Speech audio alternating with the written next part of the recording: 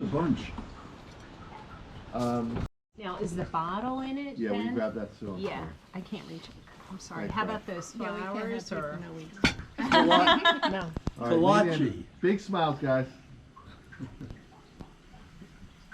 Nice. Great, beautiful. Nice. Hey, That's Ann. one for the ages. Kolache. Kolache. Yes, that's it. That's not what you said, is it? No, but I've heard that before. What was what you Are said? you sure That that's not sounded similar. Polish? That's the reason. That's the truth, huh? That The is the reason. truth. You're not going to find a good doctor in Jupiter, Florida. So he says, I don't depend on doctors there. I'm gonna make an appointment with White's and the urologist while we're there. Was White's good to you today, or Oh, Oh, he's he was great. excellent. he is easily the best cardiologist in He town. is special. Is that thing recording? You Does know that what? mean? You know why he was special? Yeah. Because all my analysis of my issues were exactly what he told me. If he didn't agree with me. It wasn't You would have fired his ass. Well, your Did dad you put that actually, color? your dad actually told him about the surgery he's contemplating Yeah, having. yeah. And Imagine why. You were like someone's interested feeding him. in law, criminal law, or criminal,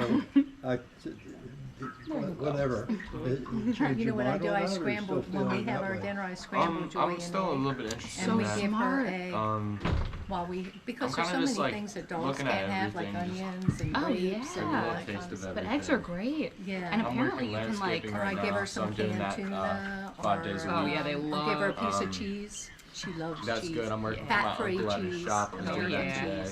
He's all about the Working for my eggs, dad. the fish. That's why he's freaking out. 'Cause there's cheese, fish, Lot of everything hands-on you stuff. love. I would like to. The tallest building in Philly. Yes, that's They had the sweet. potential law to get taller than Billy Penn. So it's really, really It's, tall. The top of the Four Seasons looks down. picture. Oh my He says God. 1960. It's really I high. know he would love this. Oh my video. God. Yeah, it's beautiful. Really cool views. It's about the time we So were. Friday night, you want to get together? Or? No. It was a It's, We could do Friday night, yeah. I'm not gonna have We're it. free Friday night. I think that's But fine. brunch is what they were aiming Yeah, What for. and about then they be want them it. for Okay. Friday? Yeah, and then Yeah. Saturday, Ryan's graduation Behind you. party is at Christie's in Westchester at At- 1 at night. o'clock. Oh, okay. 1 o'clock, and our plane's at 8:45. Pat, do you want any cake? Oh, good. Oh my gosh, You're the flying same out night? on Saturday? That's Saturday. That's it. Poured out of it. These are pearls here. Grab one of these In reference spoons to back. Mercedes. The cake? Oh, wait, Awfully here. sky we ever lived. Here, I'll give you one. Fabulous. Here. Oh my gosh. Thank you. Salted caramel, That, Yes. the car, the Oh car. my God. bonus. Perfect. that was in the shop Thank today. you. We were It's a working on it. Mercedes. Yeah. What is Oh it, my Ben? God. That's The- It's a 1970. 1970 130 motor. That is gorgeous. It's- Can I see it? Yeah.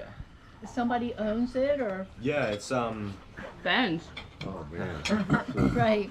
His new girlfriend bought it for him. Photos on here. what Okay. he She better. That Is beautiful. that what Vince Let's is see. restoring or working? No, he Oh, just, yeah, that's he great. did Want some raspberries too? Oh, wow. he did air intake on it. So classic. That's a 61, did you say? 70. Oh, my God. What's my So we saw Saul. He just bought And All right. we had Mother's Day. Yeah, did he tell you? Oh my gosh, he was He's raving favorite about flavor. this. greatest guy. Is it? Yeah. Vince was going to have me come back and hold a hood on, so because it's a two-person job. To lend Oh, don't you. worry about it. Saul came. Saul helped me with it. Aw. Pop up. Uncle Vinny Yeah, just he bought likes Saul a lot. a That's- Cake is 560 SL. delicious. What time? 560 SL. Wow. Your But pop-up it's- had one of those. It's a project car, so like it's all torn apart and stuff. Are you gonna help him? Dad, did you have a I'm 560 working SL? with him. Like today Oh, I it's did like so calipers. 450? God. 380s, the three, Okay. Huge. Yeah. the diesels, the 300 diesel, That Ben. and the big diesel. You gotta try this pistachio too. Yeah, that's gorgeous. Oh my gosh. So pop up and Pat. So pop up and Pat. Yeah, Pop. Yeah, I'm listening, Polly. Oh, okay. Just making sure. So They can my multitask. my one friend. So I know you guys, since you guys weren't here for Aunt Pam's funeral, which is totally fine. My one friend sent me a really sweet prayer and note about Aunt Pam. No, it's cute. They'll like it. They'll appreciate it. Aw. Patty. I like this. You read it to us, right, Polly? Well, I thought it was great. it's a little corny, but it's sweet. Oh, You It's know. so sweet. Is there an extra spoon I'm, out all, here? I'm here. You're What is it? sweet. Just take one from the ice cream bin. No, I'll just do that. You had to play the Aunt Pam card. No. Is this the prayer that you shared with us? Yes, I like on that. Easter. I'm down to hear it again. All right. So, my really nice friend, he goes, "Dear Polly, I am so sorry for the loss of your Aunt Pam, who was a nice lady when I met her, and of what you told me of all of the fun memories you had with her. I am praying and thinking of you and your family through this difficult and hard time. I know how hard it is to lose a loved one. Please, if you guys need anything, let me know, or if you need someone to talk to, I'm here for you. P.S. Here is a short prayer for you.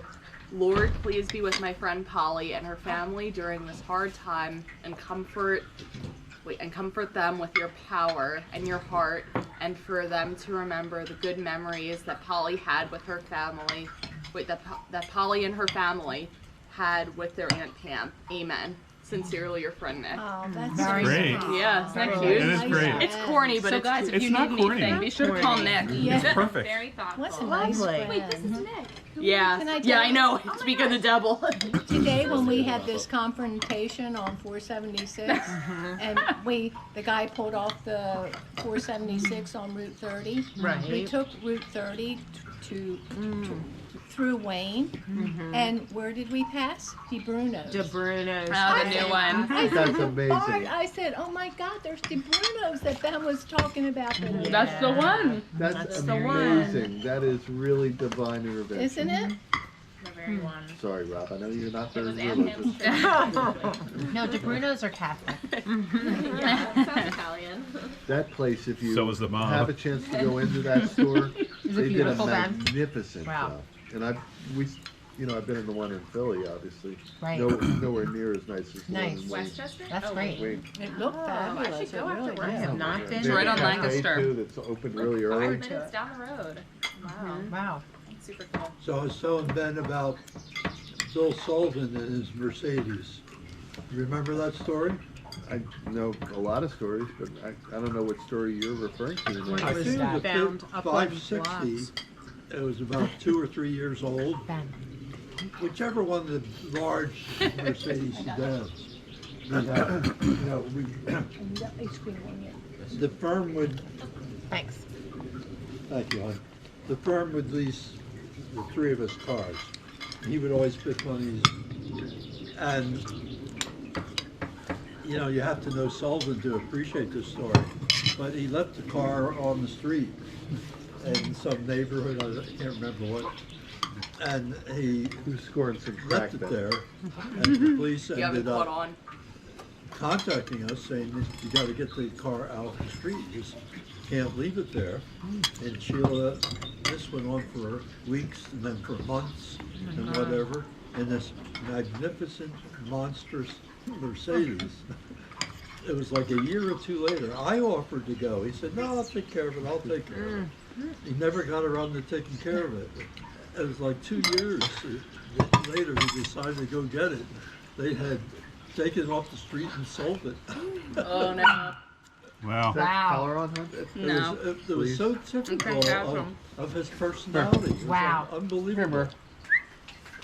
Remember, It was on Delaware Avenue. you go, Bob. Why are you looking at me? I can't even lean down to do it. I can do it. It's tough because he's afraid of it now. Yeah. What town did he live in again? Lawrence Park or something like that? Ridley Park. Ridley Park. Wow. He drove from Ridley Park every day, Dad? He's not so Not afraid. that far. From Ridley Park? He lived in Ridley Park? Yeah, but that's not where it was. I think this was in Philadelphia. Yeah, Sue said it was on I think Delaware it was Avenue. on Delaware Avenue. I don't remember where it was. I He's know coming he your way. became infatuated with Porsches. Oh, So- here. so I got him he was now. distracted from his I Mercedes. can Wow. on him. There we go. Pass it Me and down. Mom saw a really old Don't throw Porsche it. Yeah. It was like a small 911. Sorry. I don't think it was a 911. It was like it was smaller. It was a Municipal square car. body style. It was red. Maddie, so do you have a picture of your And then I hand? saw Yeah, a sure, I do. Camaro. I Can I have. see it? Yeah, I can go inside. Alright, please. He's Yeah. one. Wow. Picture of the guy. Wow. Pop Up had a Porsche 928 for a little while. Really? No, he You didn't. remember that? What do you mean? No, he didn't. That was the first car I broke 140 miles in. I'm not kidding. Were you 16? Yeah, I was over 16. I was actually. I don't remember that. A 928? I was 16 and a half. That's that one that's kind of bubble looking. Has the kind of reminiscent of the Or panorama. like the speed tail. All right, Ben, you're obviously know. not eating this. I wouldn't, well, it was bigger than the 911s, Mm-hmm. but didn't even come close to a panorama. But it has that. Doesn't the panorama have that big window in the back? Well, I'm yeah, like- but so do the 911s. well, I'm wrong. But no. Ben. The 911s don't. They have vents in the back. just look it up.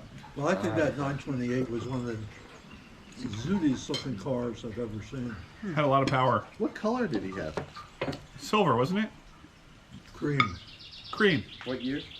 Cream? I bought it used. It That was was like before my time. 5 years old when I bought it.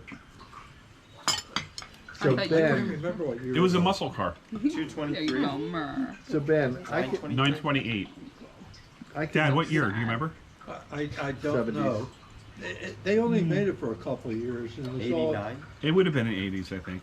Wow. I was legal. Sort of.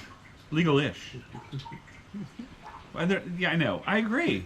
They're not the prettiest Porsches. Let's It was see. very loud.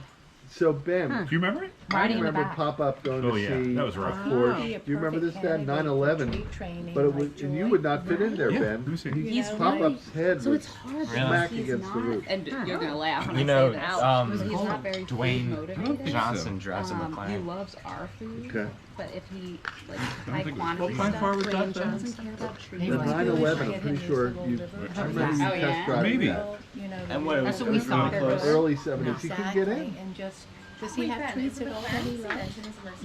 Really, kind of like. No, He's got this one No. type. Did you eat dinner? Oh, yeah. McLaren Dad, is go like a eat Datsun. dinner. Look at my And dad. they're kind of freeze. You're right, it didn't look like a Mine panorama likes at them all. Weirdly enough, and they're like, You no, can think tell McLaren I'm is make okay. up for lost time. But I've heard that you This your- can Hey, right. Yeah, how you doing, I need to Andy? look something else. and like sort Love of you. freeze Thanks, them. I'll be right back, buddy. I forget how you do it, but A little These sad we're not freeze gonna be with dried you You're guys right this about the weekend, window. but Chicken trees. I'm really pumped for or Julia. turkey. Oh, You They might love see it. it, yes. Yeah, okay. really Great. do. oh my god. And I wish you had some. Every once in a while I think I about would Bill just Sullivan. try it with.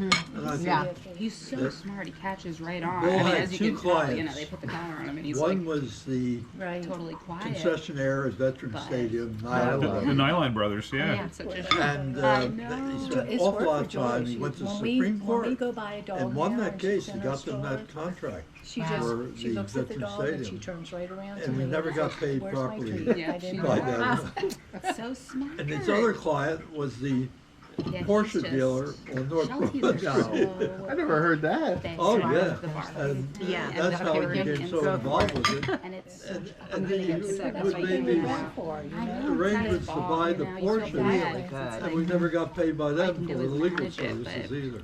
Ugh. See that ice All right, cream Dad, over you ready there? for some Yeah, more this is formal good. questions? Uh-oh. Yeah. Pistachios What were you like really as a nice. kid? Oh, so I like, Oh, no. Absolutely Too fantastic. formal.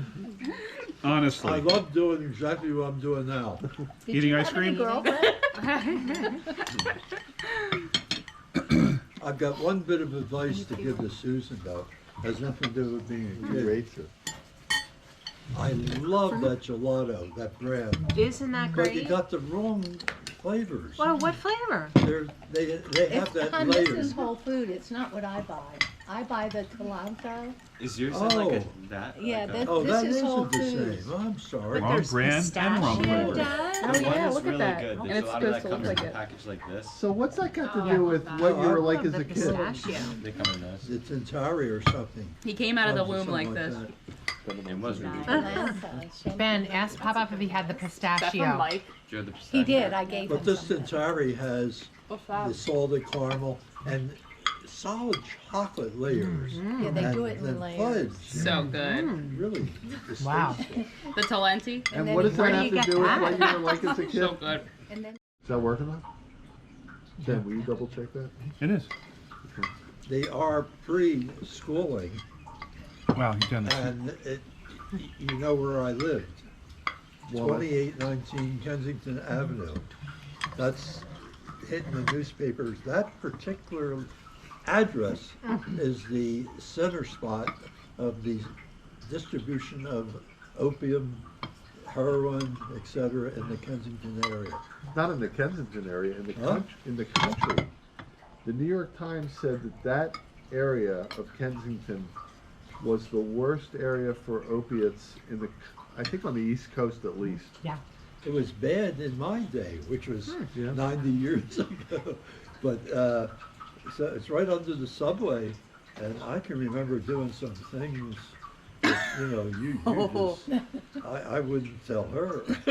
Will you tell Ben? Yeah. But we were, as any young men or Ronnie didn't say, I got no respect. I just got no respect. The things that we would do, because Dad, we had no money. We were so poor that How poor were you? Be prepared for some heckling. to just give you an idea of how obnoxious it gets. Go for it. Are you crying? Tell me you're on film. My We wanted allergies to- are horrible right now. As kids, we Yeah, wanted to it's smoke a terrible. cigarette. We used to walk along Kensington Avenue, pick the butts out of the gutter, and smoke them. Boy, That's how bad it Oh, was. boy. cut the camera off. Just kidding. I can remember. How old were you when you did this? Like 10? He was 5. We're talking about preschool. Oh my god. Preschool? Yeah. Oh, so you Four. were... My mom worked. My father was never there. And, Wait, can I ask a question? Sure. How did you become like the person you are today? Like, because clearly you're a very successful, like intelligent, like balanced it's person. weird family situations, Maddie. That on the one hand, my father's side, I really have trouble saying anything good about, except all my cousins who were basically in the same boat that I was in. They had interesting parents, and we survived knowing each other as young kids. Yeah. But it was a very negative family arrangement. To give you an idea of how bad they were, I'm going to tell you the good part on my mother's side is why I have some good traits. But they were so bad that they the first I recognized as Republicans. Sorry, Ann, I'm trying. So, Should've known Dad, that was coming. They were so old school, Right. conservative. You wouldn't believe it how still they on now? hated Yeah. everybody. No, we turned Do you it mean off. like racism? Wow, the hate went way back. But that was a very negative family situation. And my mother's side, my grandparents were marvelous old people.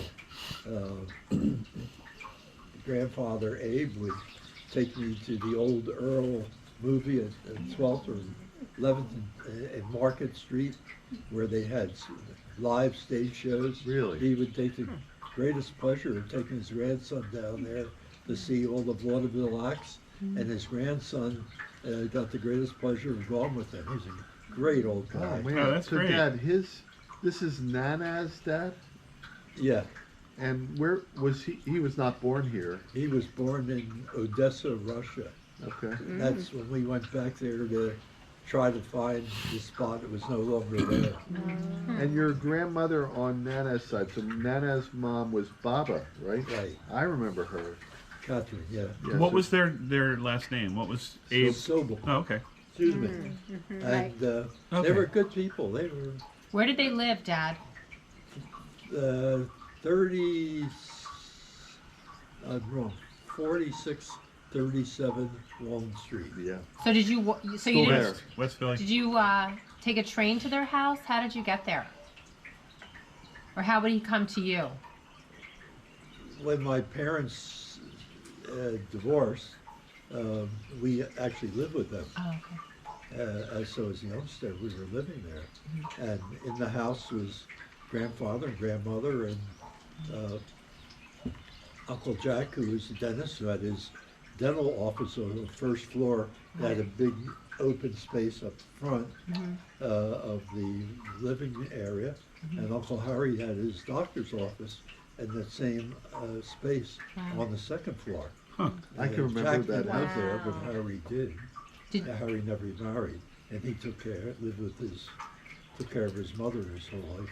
Was that a nice time for you living with them? Yeah, they were good people, very good people. Jack was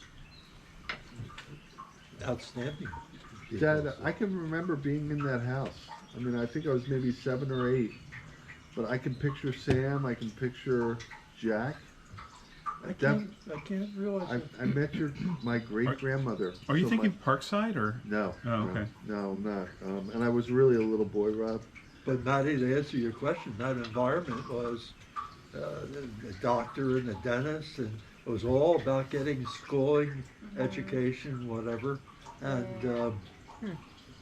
so that was the environment that I basically lived in. When I would go to my father for help or anything for tuition, he said, absolutely not. Come to work as a bartender at one of my bars.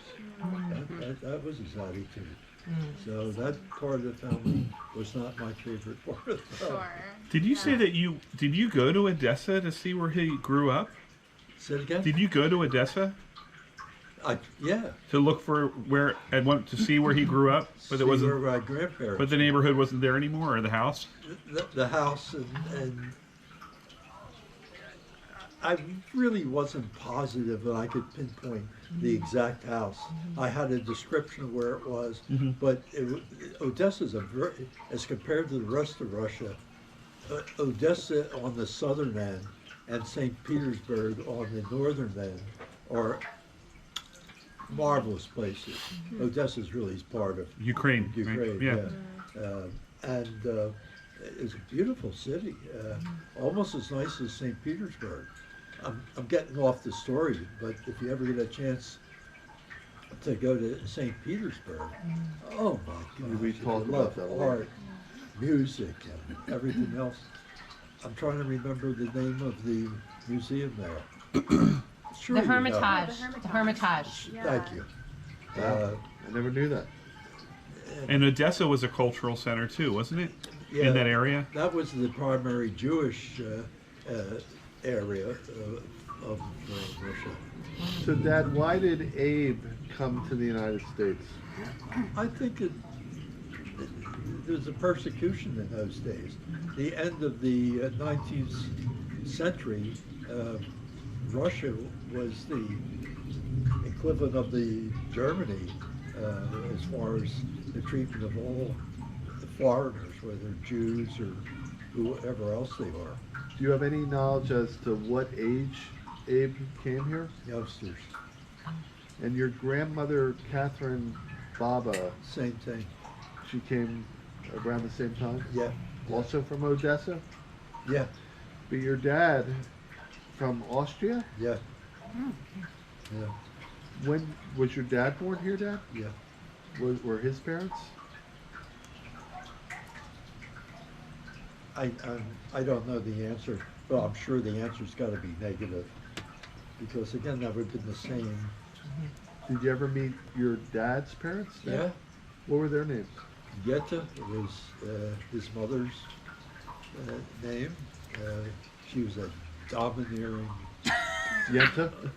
Probably why he was. What did you call her? huh? What did you call her? I called her obnoxious. I really don't know, honey. And your grandfather on that side? Her husband couldn't stand her, so he lived at a different spot. So, I remember, So they as a were kid- divorced, Dad? Or I don't separated? know whether they were divorced, they didn't live together. I don't think they were divorced. Probably Because just we used to separated. drive over to his house after we saw her. Any information as to why they divorced, or Well, I already told you that. well, did your He was a nice old guy and she was a pain in the ass. so did Charles have any siblings? Blanche? Blanche, who Yep. was the second Second coming. Second coming. And if you, yeah. Bland. And then they had a younger brother by the name of Harry, who again was his sweetheart. That was Irv's father. And he was just the opposite. So this He was is picked Charles' on- brother was Irv's father? Yeah. And his He name was just Harry? Harry. And there was a sister by the name of Clara, who was the mother of all the Savars. And Clara was the second coming of him. The third. Third. So we got Charles, Clara, Blanche, Harry. and Harry. As far as age, it was Blanche, Charles, Clara, Harry, in Nice. that order. And, Wow. That's impressive. This is deep post history. Yes. Yeah. So Rob, our dad, your earliest memory of your dad that's not negative. Do you have any? 3 hours later.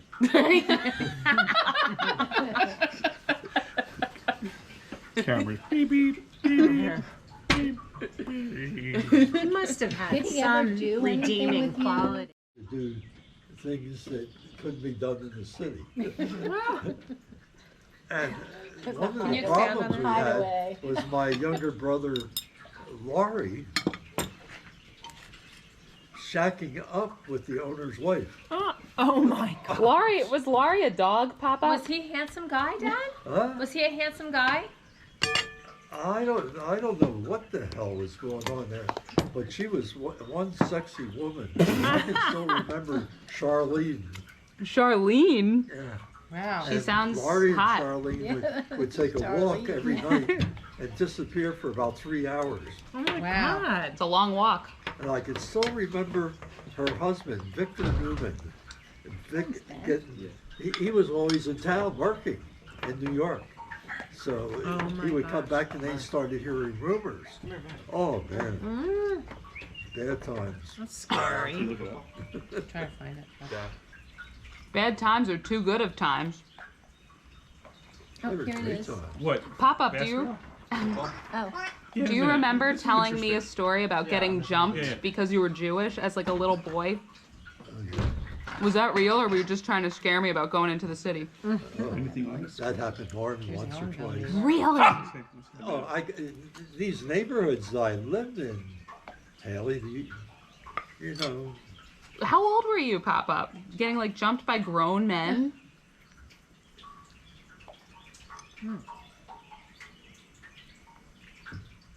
this would have been the times I was probably between 5 and 10. Get out of here. That's what you said before.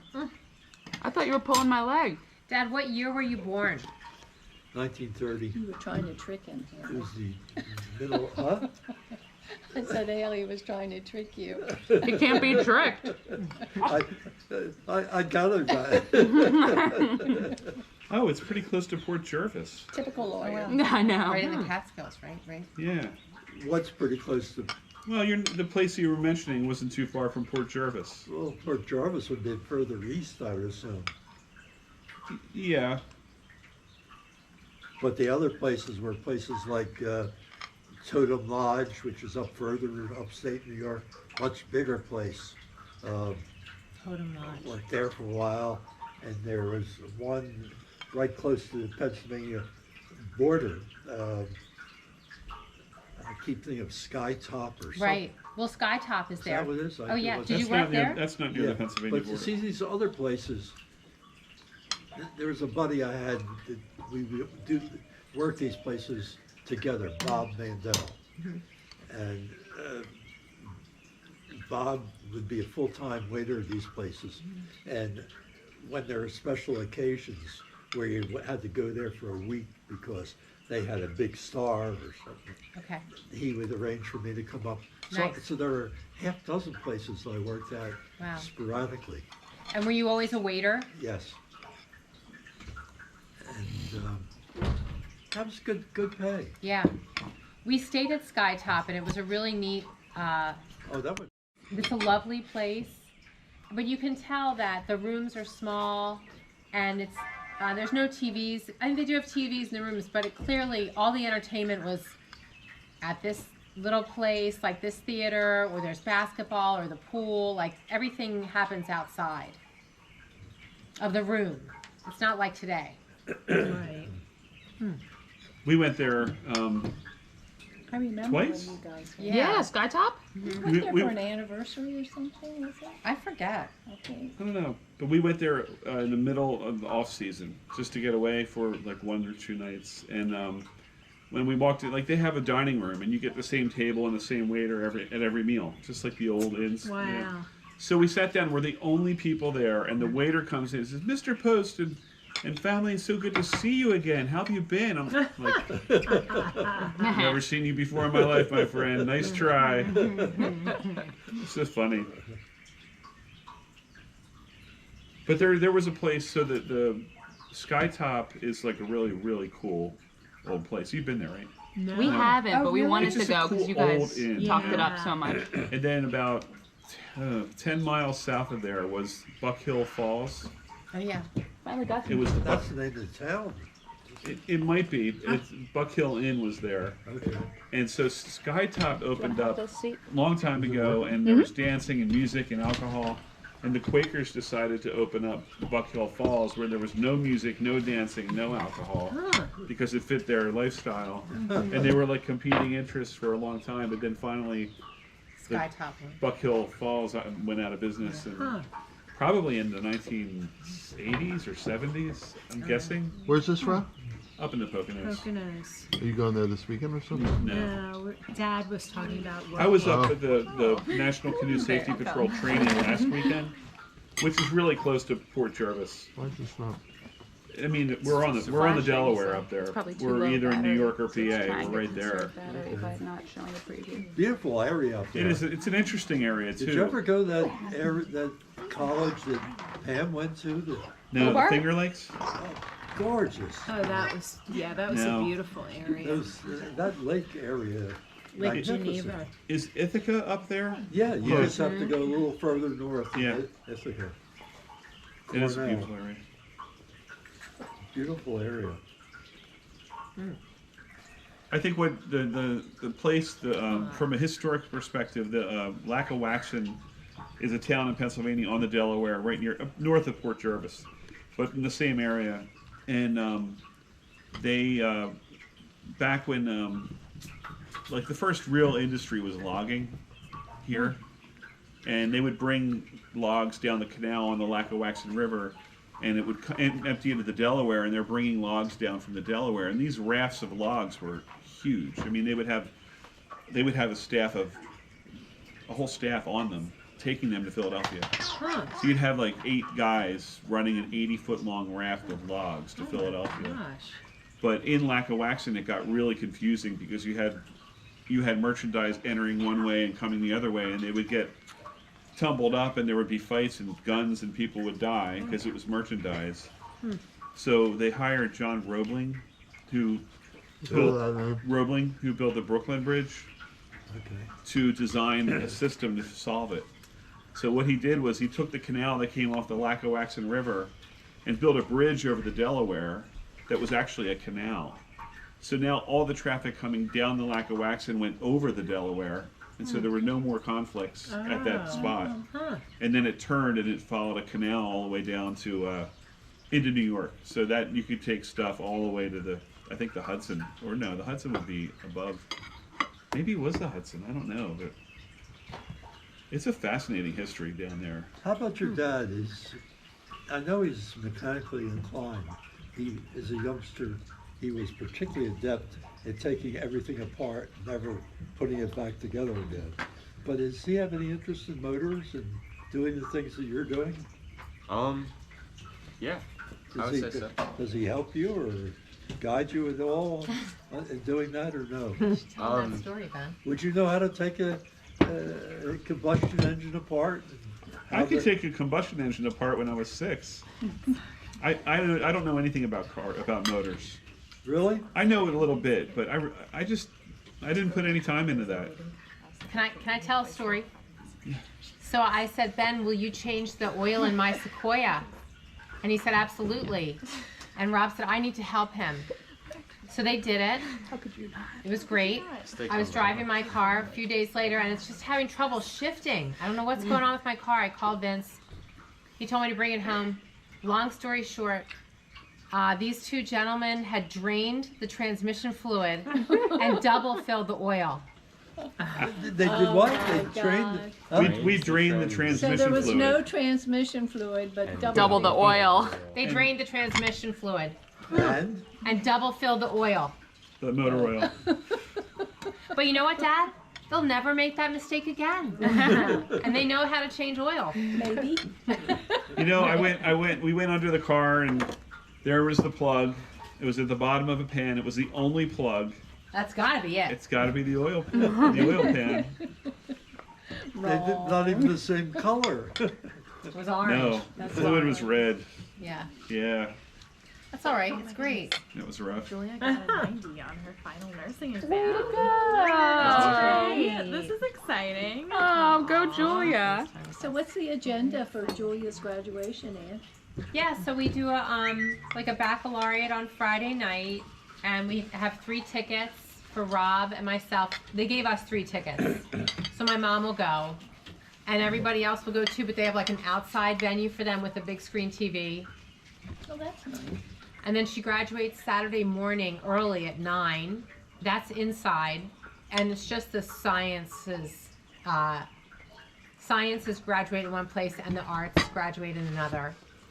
And it's over at 11. Her school is in a very small town, so there weren't really many hotel rooms available, so we decided to stay in Pittsburgh. And we're really looking forward to it. It's a cute city. Oh, it's cute. We're gonna ride the funicular and do a couple other fun things. People like it. So So are you leaving tomorrow or Friday? Friday morning. Okay. And How's your older daughter doing this place called Notre Dame? she is just loving life, Dad. Which Notre Dame you addressing now? I am addressing the little Notre Dame Academy for girls. She's doing very well. She's very well liked. She likes it very much. She does have a little tug at her heart for poor kids. Oh my gosh. So that bothers her a little bit, but she's very happy. I think that's well summarized. And then, Are there any poor kids there?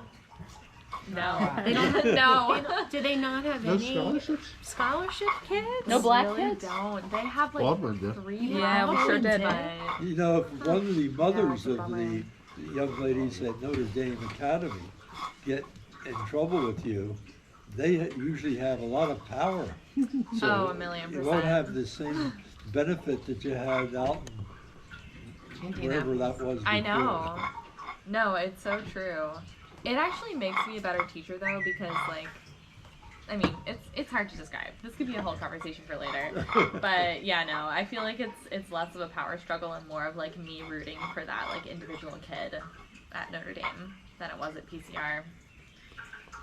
But yeah, no, it's a good spot. I like Notre Dame. I like my colleagues. yeah. And the kids they're fine. They need help just like everyone else.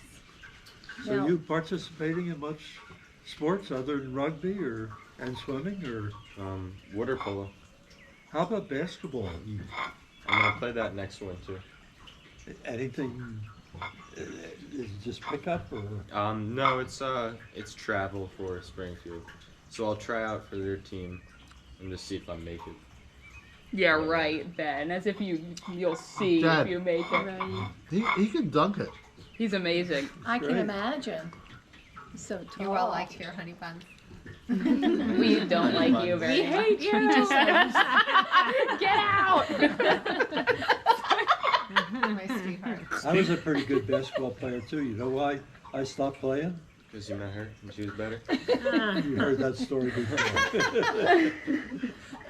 Okay.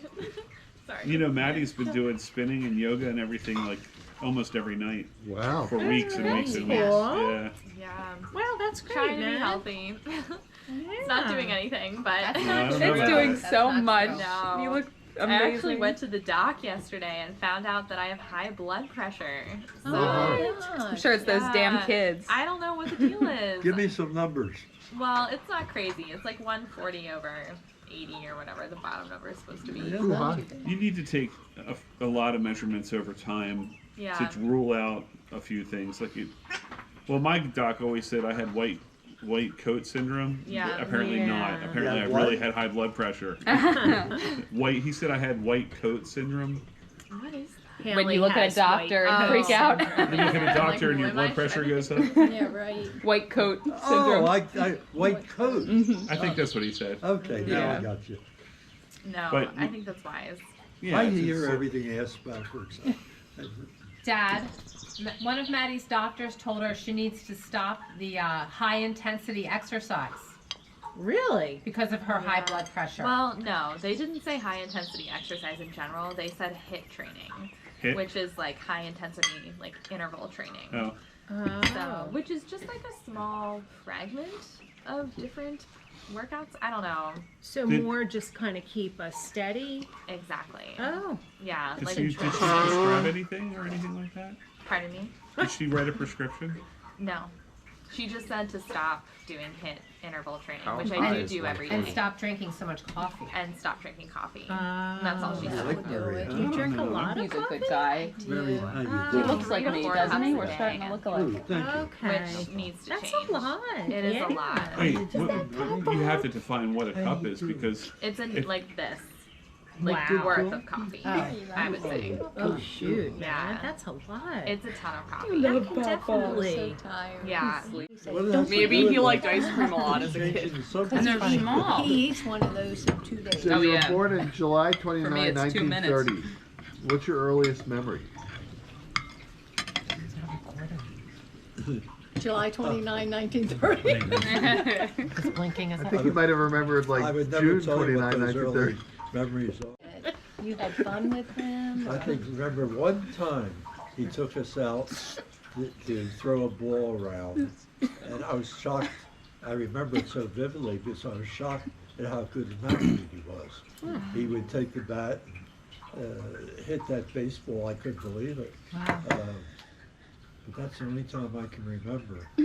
Your pop-up was quite an Is athlete. that where your enthusiasm for sports came from, maybe? Is that where your enthusiasm for sports came from, maybe? No.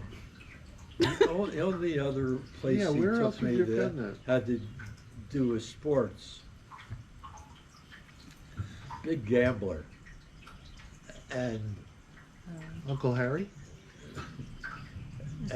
he would once in a while take me to the smoke-filled boxing rings.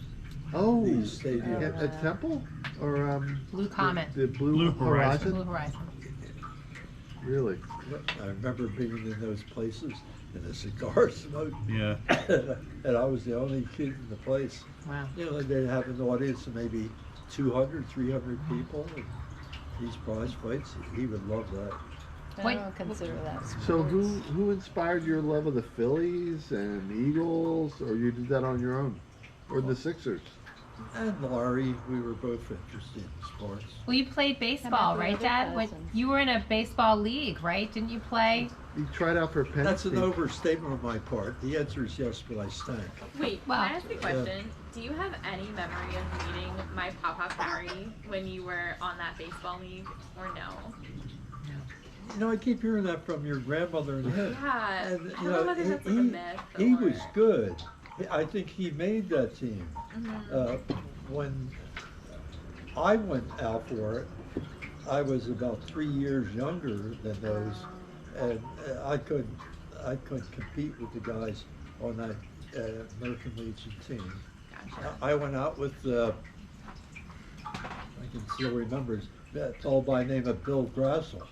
And Bill Grassel was a big redheaded guy in my class at Lee School. And let's see, I must have been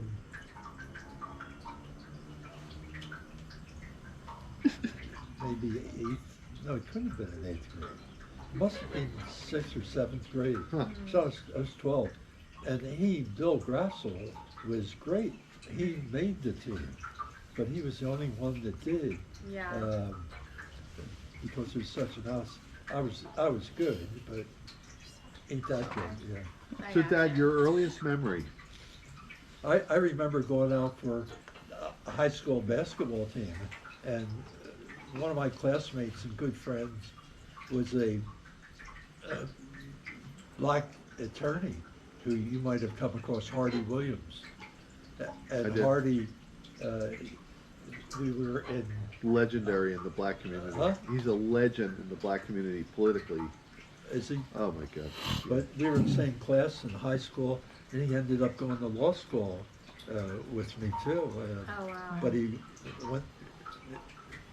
made the team. He was one of the speed boys that won the city championship.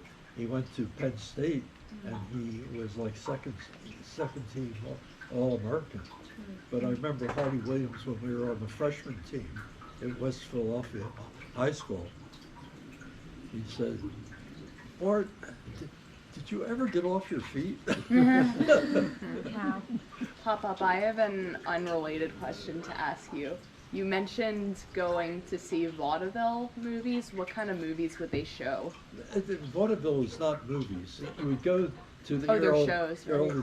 Earl Yeah. Theater, and you would see a movie, a first-run movie. Mhm. Then after the movie, you would see vaudeville shows. And you'd see these corny jugglers come out, and the comedians, and the people that couldn't make it to Stardom.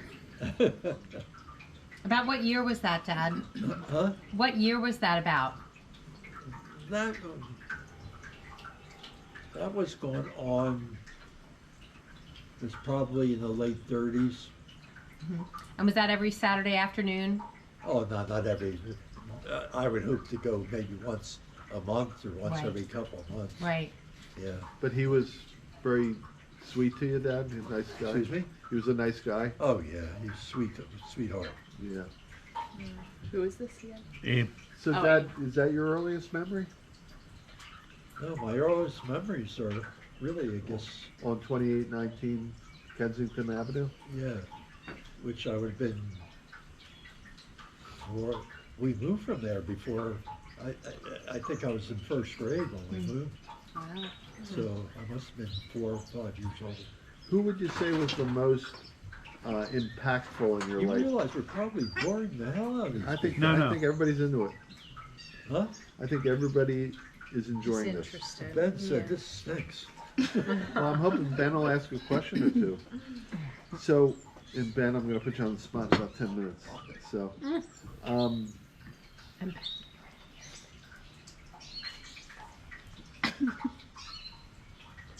Maybe he's run out of questions. I'm not, no.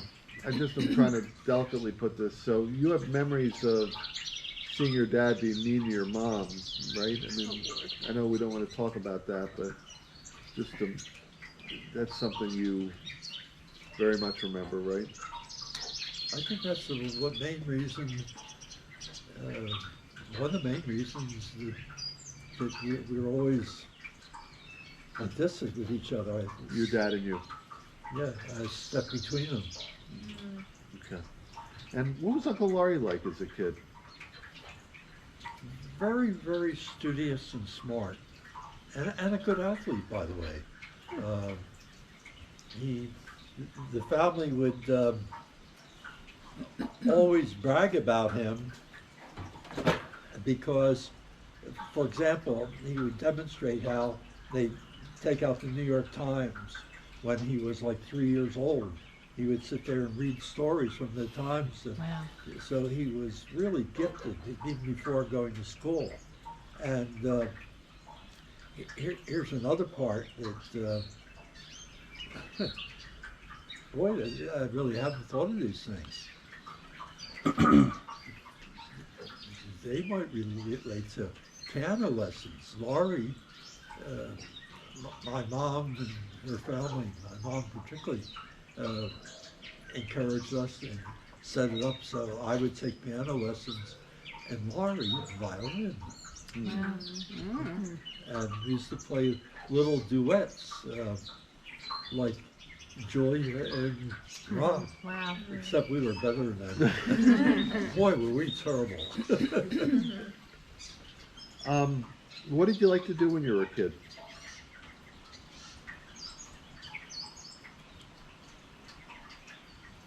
the sports was the main activity. And I'm really creating problems for your offspring. But the way we would get in to see the Phillies play or the Eagles play, or in those days it was, it wasn't the 76ers. It was the team before the Warriors. We used to sneak into the old arena. We used to sneak into the old Shy Park and do some things that were not very kosher. Was Shy Park the same place as Connie Mack Stadium? Yeah, Connie Mack Stadium was, they changed the name from Shive to Connie Mack. So are we talking 21st and Lehigh? Yeah. Is that the only place you saw either the Phillies or the Athletics play? Why do you need that much? I don't know. So I nice to just, have it. it's a habit. Yeah. It's Oh a yeah, bad he habit. loves like people, coffee? You but he like the gets very taste of amped it? I up. enjoy it. I mean, it's there in the teacher's I lounge. think It's like the good. hot So drink Philly, where- that you can Right. go Do they have to. Riley just got a place in No. Philadelphia? They do. I was messaging with her. I'm Did she tell totally, you that? I know. So but I'm she totally and I. cutting it Are you out. too Like close? today, I had So one cup. I don't know where. I Where planned is to have she? one cup going She's Because she was one still cup. looking when we Yeah. last spoke. I think. It was a little like, She oh is- my I'm gosh. surprised you're not like jittery. The addresses. Yeah, I told her I was like, you should come to my experience. I dog guess park it if just you're anywhere manifests in nearby because different they have a ways. dog too, you have right? to like, Yeah, confirm yeah, it. Because if you can't and just I base like that on Rooney one and- reading. You need to look at it Rory would get along 3 or great. 4 Oh, times yeah. a week over Rooney, a couple she weeks took in to get a California. sense She of. took Rooney No, to for all the sure. dog Yeah, parks we have and that all at home. We have that machine. Yeah, I take him No, every that makes day. sense. Oh my gosh, we're No, always going to the I dog wanna park. Because you don't want to So have, you drive don't me want up to a have wall. one Address reading where Riley's moving. make you do all these changes only to find out that you maybe it remember wasn't it? calibrated. I'm Maybe sorry, you honey. Do you did. remember the address? Maybe where that Riley's day you were moving? having, There you are know. other Do you reasons. remember why I'm Riley's making those address? changes, though. Well, yeah, Yeah, In but Philadelphia? yeah, I hear you. yeah. But No you're right. pressure. I mean, in Maybe principle, neighborhood? I think it was, 2322 Wilder Street. I was going to say Wilder. Liner, yeah.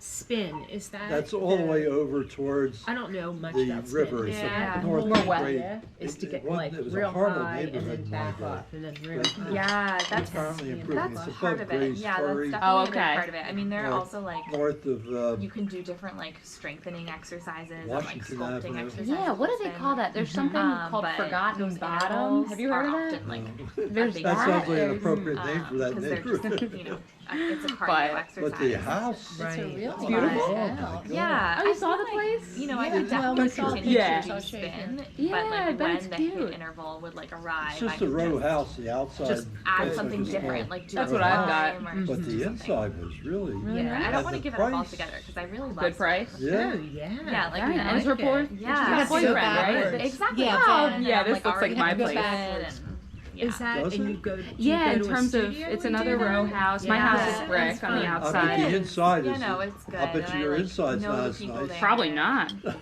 You're Yeah, not I would supposed to hate to like agree give with up that it. entire part of my life. Yeah. This Yeah. looks not. Oh, but that's pretty with the exposed brick. So anyway, That's really cool. Yeah, That's she that loves that story. arch brick. Yeah, and it's big. 1100 is big. Where do they live? In like Wilder? Grace Ferry. Wilder Street. Oh. Oh, that's Riley. pretty. Oh, cool. Yeah, I told her. I said, look me up when you get here, and we can take the dogs to the dog park. I said that to her. I said, you know, you got to be pretty close to Haley. Yeah, 'cause and I she's in said South Philly. she's a lot farther west than I am. I'm really far east, but still, it wouldn't be hard to meet in the middle. And I told, Oh, I was yeah, like, she would I love love the that. dog park. I go every day, so please come. Yeah. Like my gosh, I get don't sick know of the what's same going on people. with all these Gentile women with these Jewish guys. I know, and all these Jewish women with You're no so one at all. attractive. Yeah, Riley's Yeah. boyfriend is Jewish. Everybody knows that Jewish men make the best husbands. That's what they Aw. always That's He did, it. you said. know, her They never birthday. cheat. Her Well. birthday was the other day, and Yeah, she said what did he Ben do? served her breakfast in bed. Aw. I said, oh my, He's aren't really you a neat spoiled? guy. Did you meet him, pop up? Oh, a lot of times. his name's Ben. A lot family of times. name. Couple, Good yeah. name. Oh, Yeah, see, handsome It's a good guy name. too. our backyard is exactly the same Oh, as the really? backyard, if we call it Let's that. see. It's see with the cement. Uh-huh. Yeah. Yeah, she's got the same casket backyard that we do. That's the only downside. Oh, but this is nice. They have a sliding door. So you're going on Friday morning and coming back when? Sunday. So when you get married? I don't know. You know, Love crush it. the You got that glass, serious? go up on the chairs. No, it's new. Yeah. You know.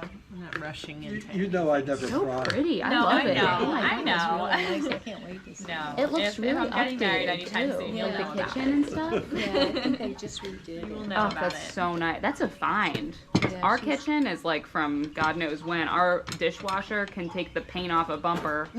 It's rough. But Really? it's pretty rough looking. If you want to listen to it, it But sounds your like the place ocean. generally is My nice. hand? Yeah, I like it. Well, I like can't, it. There's find it. I have to. it's good for Murray because we're Is near the this dog recording? park. Yeah, We're really I hope. close, and Is this it's recording, Rob? maybe a 10-minute walk. I don't know. So that's like a really nice It's little the break red from light. work. That's doing How back about Friday. security? So. You feel Pulsing. Feels safe. I have cameras too. I put in a camera and stuff like Good for that, you. so that makes me feel a little bit but the better. neighborhood looks. But it's really so we have the mafia next door, like literally, and there's a guy That's also. how we were at. Remember It's that guy who lived nice. across from us at 1103? Absolutely. All right. I'm thinking about the guy who lived across from us on 1103. Yeah, At the Via Delfino. with the packages pop up. Andrew? Remember that? Andrew. Oh. He was crazy. Oh my So what's god. going on next to you? So we have this old lady who I don't know what the deal is, but there's all of these. She's got a whole network of people, Uh-oh. and they're all her little family members, and they protect her. But Huh. what actually makes me feel secure is there's a nunnery across the street, so I get to Isn't see that- all the little isn't that nuns. Newman Goretti High School right there? I think that's like right there too. It's that shared driveway. What's the nunnery? I don't know where they're from. Like, what, Yeah, it's, I'm trying to um, place it in my I head. think it's the high school. Oh, okay. I don't know, because the nuns are in full force. They don't like they live there. That's what happens at Catholic High School. Yeah, no, I hear you, but they don't live at the Catholic school, do What's they? that noise? Mhm. That's it. But yeah, we got the nuns, and then the guy who, I think I sent you guys pictures. There's a guy who did the art piece, the Magic Gardens in South Philly. It's that big mosaic tile work piece that you can walk through, and it's really beautiful. And his workshop is across the street from us. Oh, how Oh, neat. nice. So we get to look out onto the whole wall is like mosaic, and it's really, really gorgeous. And that's what we look out on out the window. So, That's nice. and that feels sort of safe too because he's got to have cameras and security and stuff because Exactly. he's got expensive stuff in there, I would assume. But yeah, and there's a little bar down the street too, which kind of makes me feel good because that means, you know, I don't know. Is I it a assume, popular bar? Do you take Yeah, it's do kind you of take crappy. Murray to the outdoor restaurants and everything? A little bit. You know, Yeah, it's a little funny, bit. those neighborhood bars used to be so prevalent. You don't see many of them nowadays. Yeah, it's got to be really hard for them. I know this guy almost went under during COVID, and he's had a really tough time, but he seems happy. And there's some guy who's supposed to open up a bagel place like a block away from us. We're so pissed off because he was supposed to open when we moved in, and a year later he's still not open. He's like dragging his feet. So every day we walk by this bagel place, and we're like, Are you turning it and pressing it in? but Maybe is it out of gas? it might be. You tried. We can move that one.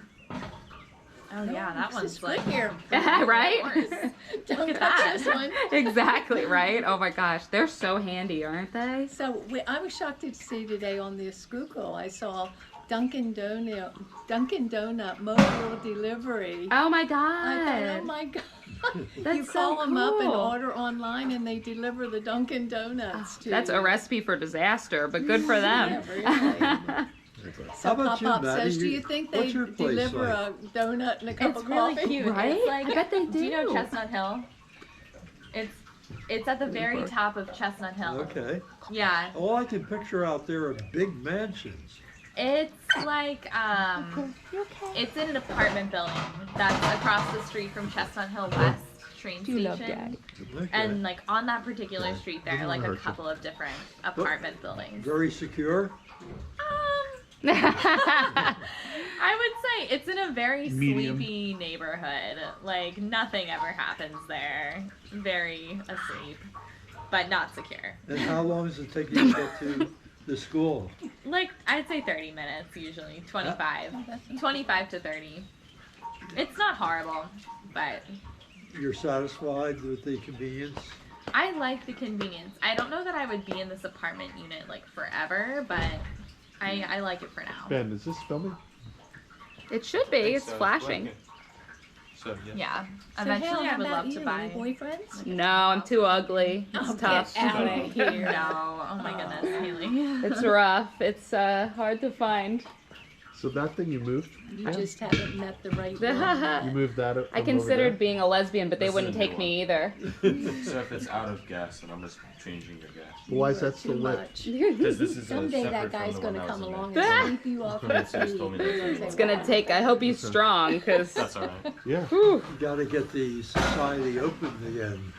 Do you want help? yeah, that's a big part of Yeah. it. Yeah. And you know, I was reading some detail about that, how many folks there's no occasions. yeah, it's very true. And I'm pretty annoying and talk to a lot of people, so for it to be bad for me, it's probably bad for a lot of people. But I don't know. Are you going to a wedding this weekend? I'm going to not this weekend. Got one in June. Yeah, it'll be crazy when all the weddings start up again. 'cause- I know. Oh, I know. I bet I already there's had gonna be a friends flood of weddings. Get married. Yeah, people have Right? been Not waiting. go. Well, to they get pushed married it, for COVID. and now they're like not only ready, but they're like amped up Oh, about they're it. like antsy. Oh yeah. Yeah. So Maddie, when are you going to be teaching the same class next year, or are you okay? Yeah, I think so. We haven't talked about like changes in the curriculum yet, but I hope to teach the same courses because you can perfect everything that you didn't like do as well. But same classes but new students, Same classes, new students. Exactly. Ask your brother which if he's which go- is a challenge in itself. It because is. You're used to all the. Exactly, and it always bums me out because it's like right at this point in the school year where you are like building relationships and like kind of forming a bond with everyone, And then it's over. and then it's over. Well, and you'll you're like, have three oh. of the classes back, right? True, and I also like I do a lot of like extracurricular clubs and things like that with the kids. So I'll have all of the kids that I have now, like for Oh, that's nice. Model UN. I like help to lead Model UN, which is super she's cool. falling asleep on you. But yeah, So tired. but yeah, She we'll looks see. comfortable. That's Right? Yeah. Yeah, I don't know. Nice. It's a he, isn't it? It's a he. He can be whatever you want him to be, though. A lot of people call him a she because he's very feminine and pretty. I think you two are bonded. Yeah, right. We're buddies. I missed him a lot when I was gone. I thought it would be like a relief not Thanks, to man. have his crazy Yeah. ass or Feels a lot better. barking in my Yeah, it really face, does. but You sort made of a get used to tangible having difference. them around. you do. Like last night, Joy went to Lana and Brian's last night because we had to get up so early. And I got ready to get in bed, and I thought, there's no Joy to say, get up here, get It's on your weird, blanket. isn't it? My gosh, it was really weird. Yeah, that's part of why I freaked out when Sam died because Yeah. I was like, oh my god. Just for the first couple days, I was like, you know what? I'm never gonna look at another dog. I'm never He gonna wants to talk play to ball another now. dog. I know. Do you see them playing? You're fine. But then after like a week without him, I was like if I don't get another dog in here, That's the way I was I'm gonna with be. Tina. Oh, I just couldn't stand it. it was awful. And did you feel the same way where you were like, I I was can't in get another dog ever I again? was in a state. Yeah, I was when I had her. I was like that. Yeah. And then when something happened to her, I thought I just went into a state of depression. Oh yeah, it's so sad. Yeah. It's like the worst. Oh my gosh. And you're just they're everywhere, you know, and then Exactly. they're nowhere, and it's like, oh my god, ugh, rip your You heart don't out. realize how much a part of your life they are. I until you're not know. there. But you can't move without having that dog follow her around. Right? Yes, your little shadow. So it's hard. It's really, really hard when something happens to them. So you're pretty happy in your place as it's remodeled? We love it. We Yeah. really do. Your dad's very content in his man cave. Boy, do I have it made, I'll tell you. I can slop up that room all but What's the man cave look like? Meanwhile, you slopping something up is probably like one speck. do you remember Yeah. He Seriously. keeps telling me, well, I'm going to do this, I'm going to do that. I said, okay, but just remember, when it gets too bad in here, I'm not coming in here anymore. You Yeah. gotta come out to the family room with me. Right? Maddie and Haley? I've got so many pictures of you guys. Oh, that your Uncle Ben and your father send me. Oh, not by choice, in other words. Well, the reason it's not a choice is it's going to create a divorce. Because I want to hang them all up. Aww. And Pat doesn't want the walls covered. Completely covered. That's like so sweet, Pop-Up. You know where I have your pictures hung? The bathroom. Yeah. The man cave? Oh, Some of them. If you're making I'm a poop, serious. you can. Well, he's got some in his man cave now. He's got some hung up over by the bathroom door. He's Ooh, got a nice strip of pop-up. photos like this. Aw. He has a TV like this, and under his TV, he's got all the boats that he's ever had. Aw. We didn't get the under TV spot. We had to go for the bathroom spot. I hope I'm on top of the toilet so you can look at me when you're peeing. Sweet memories, right? Huh? It's a sweet time for memories. He's got his first boat, his last boat. What other the torch? I would love to have some more of those pictures. You probably have up in the attic.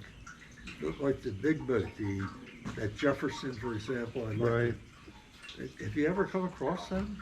Yeah, I could. I think we're talking about you coming back on Friday. I can get them together for you. Aunt Pam Really? probably had a ton because I would really love to see those. Yeah. There's a lot of boat pictures. Because I don't have hardly any. Ben said he would get us into Four Seasons Huh? on Friday.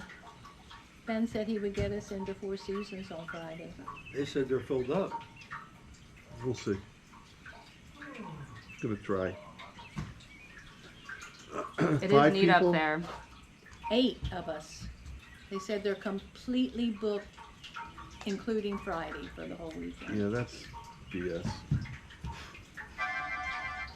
Also, it's not like they won't have one cancellation that entire weekend. Good point. Yeah, but 8 people, that's That is pretty- tough. No, it doesn't have to be. What was the I mean, flight like? Was it Bob. packed or? How you doing? No, How are you? I don't know what it was back in the tourist section, Right. but You I are a can't good imagine girl. it was full because there are a wasn't that good many girl. people that got on the flight. Can you tell he hates But people? first class Huh? was Can you tell he hates all people? booked. Really? Does Yeah. she, Now whether or not they Do it again. upgraded Does he people chase the because ball? it Yeah. wasn't Oh booked, yeah, I don't know. just like Sam, he really loves fetch. did He you likes show his them? tennis balls. Loves Did them. you show Haley Mandy a picture of Joy that you showed me today? Oh, Lana and Brian sent me this Aw. picture. So is she with them for the whole trip for you guys? Huh? Yeah, they Wow. take such good care of her. Oh my gosh, you guys. That's This great. is interesting. Oh yeah. Lana came in last night and she got all of her stuff that Joy needed to take with her and her food and all that. And Joy just walks out the door. Oh with my her, God. gets on the elevator with her. Like I bye said, mom, bye Bye, dad. Joy. I'll see you. Aw. You're like take care. That's Jeez. so cute. What a reception. But that's exactly who She you loves want them those with. people. She loves them for who they are, but here's the main reason. Oh my God. That's that's cute. the feral cat that Oh, they rescued from our yeah. death. Oh my god. Holy And mackerel. that cat has nothing to do with anybody. And it loves joy. Loves joy. Oh my Aw. God. That's so cute. You show it to Maddie. Yeah, little kitten caboodles. Oh my gosh. They're the that's same sweet. size. They literally are. Oh my gosh. That's adorable. So when did they rescue that cat? Because that doesn't look feral anymore. You know the Kellys, Mhm. and this Lana and Brian used to feed it all the time on the pool on the ocean deck Aw. as they went out to the you go. beach, and then the Kellys put up a big stink about the feral cats, and they were going to catch it. Any feral cats around, get them caught, and send them to the pound. Oh God. Oh. And so, because they were afraid that it would bite their kids. Yeah.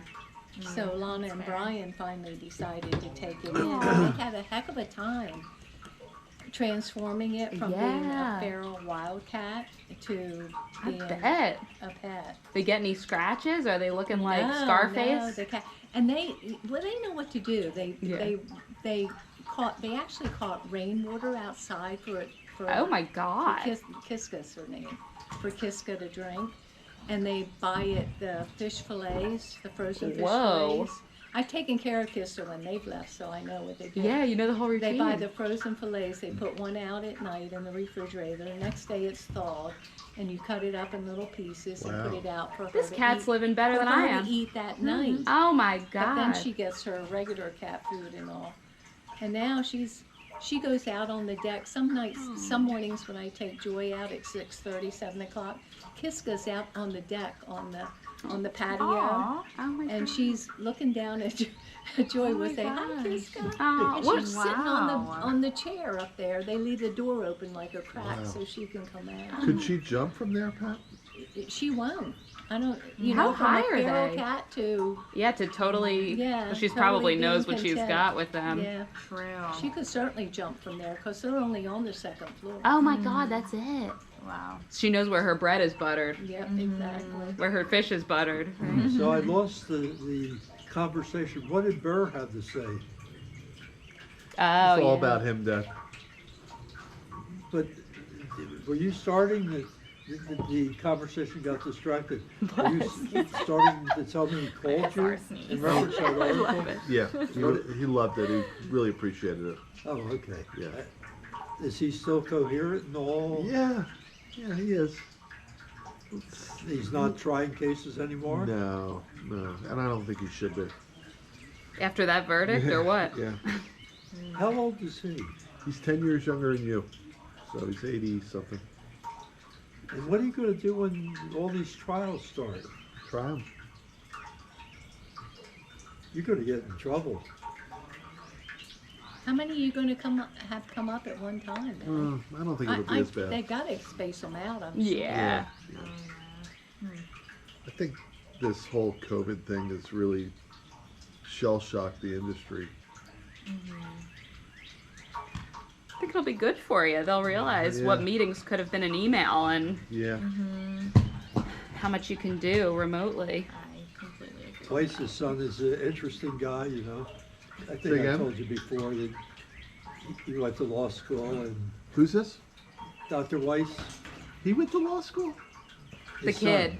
Oh, son. okay. Ben, will you give me a drink of like Is he water single? or something like that? Huh? Is he single? Hey, Ben. We didn't ask. Pop-Up, what's going on here, man? I'm gonna end up alone if you don't start So using your he's doctors. Obviously a brilliant guy. And when you like to guess, be talking about being in the right place at the right time, he's working as a lawyer for a company in the cyber field. And contracts with the government, Yeah, et cetera, et cetera. it's a great field. What field? What's that? What field? Cyber law, cyber security. Yeah, to keep our Boy, is that, Oil lines that's a going. field that's gonna blossom. Yeah, Oh, fishing. really the cyber attacks that we're having now is crazy. Ransomware. It's amazing how sophisticated they are now. Anybody want coffee or All right, Ben, I give tea up. or decaf? How did you get both of them to be working? What? He Thank put a new- Thank you. I had to replace the tank in that one. Is this still Oh. Yeah, but you took the I tank hope from so. there and put it there. There was 2 tanks Yeah. over there. There was Oh. He's Houdini. A magician. Yeah. I thought maybe you magic or something. Yeah. I wouldn't put it past him. He can do pretty much anything. It's kind of crazy. It's gonna be too We hot. never had these for our deck on Good sit here? in Westchester. Nice. They weren't around in Right? those days. Yes, they were. Ah, it's beautiful out here. Would've been nice. Oh, and Yeah, you we hooked would've up needed about Ben. 3 of them, though. I know. one? Ben did that. Remember the new last tank time we were out there. here and it was really low? Yes. I think it's just because the tank was low. Maybe it was like a half-filled tank. Yeah, that's The Chinese are giving us half-full tanks, girl. Yeah. We get our tanks from this It's really a cute little cyber store. I know. It's just another thing they But did we for us, right? noticed, COVID, the Right. Hornets. We went to Oh, get new remember? propane. And Right. You know, normally they're really heavy, and it was sort of like not that heavy. Oh, that's weird. Either that or we're getting stronger, girl. Yeah, maybe. Skimming. That place in Glenside was doing that for a long time. Oh, really? Car wash on Oh, wow. Pennsylvania Avenue. Pennsylvania? Yeah. Yeah. No, Glenside. You can weigh them. They're supposed to weigh a certain amount. Oh. We should bring our scale next time. Were they also Chinese? No, Oh, they were good old Japanese? fashioned American. No, our people are really American nice. Skimmers. Yeah, right? You know, And you I got love- me thinking about family, and while we were talking, I thought of all my mother's family, and it was a large family. I just lost complete track of them. Some of them were so very interesting people too. And damn, if I ever knocked on any of their doors now, first of all, they'd probably be in a cemetery, so I couldn't knock on their doors.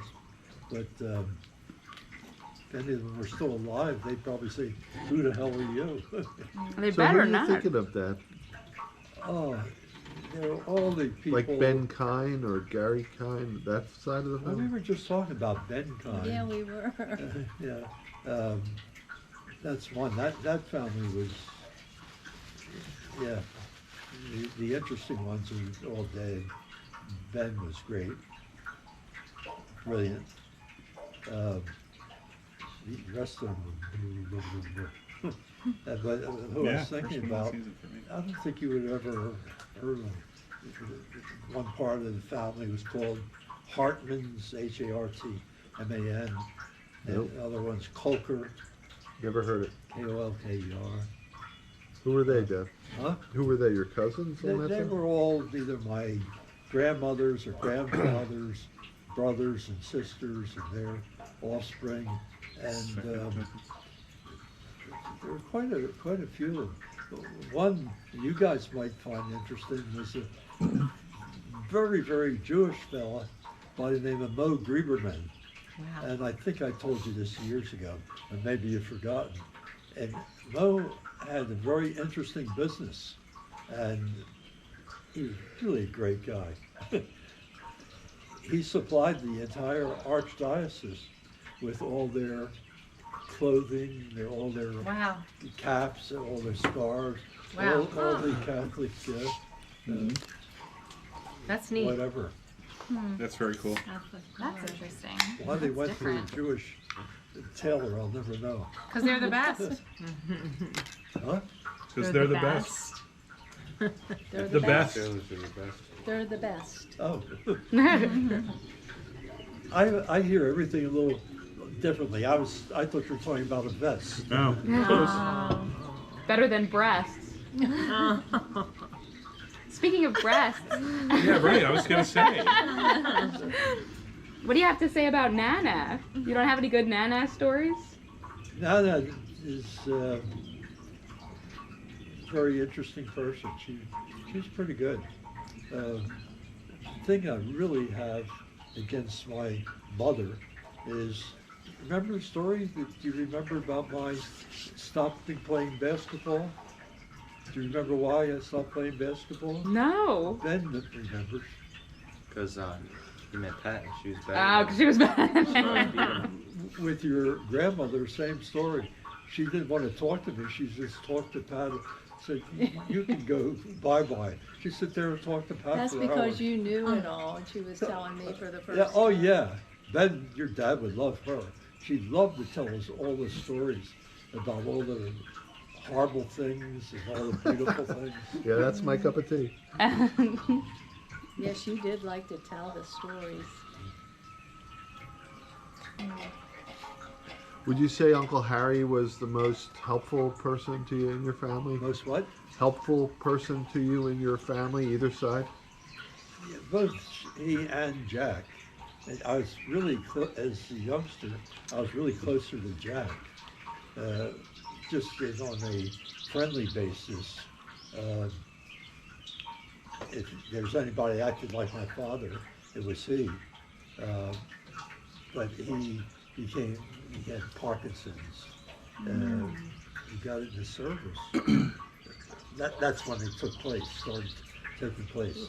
And it really changed him from the gay guy all around town, the real lover in all respects, and into somebody.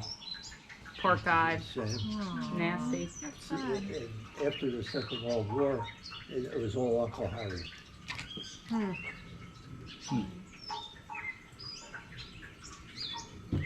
So did was Sam was the other brother? Yeah, he was the older brother. Did he go to they all went to World War II, didn't they?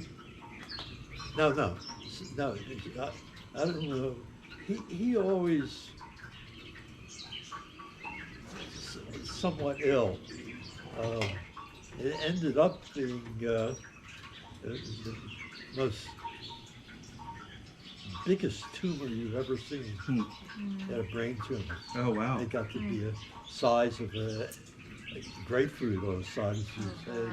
You know, so he's always pretty disabled. Oh wow. But Harry went, remember, right? I remember him too. Yeah. So did Jay. Okay. Any other genetic issues you want to turn us on to? Parkinson's, brain I cancer. don't think either. Well, brain cancer maybe.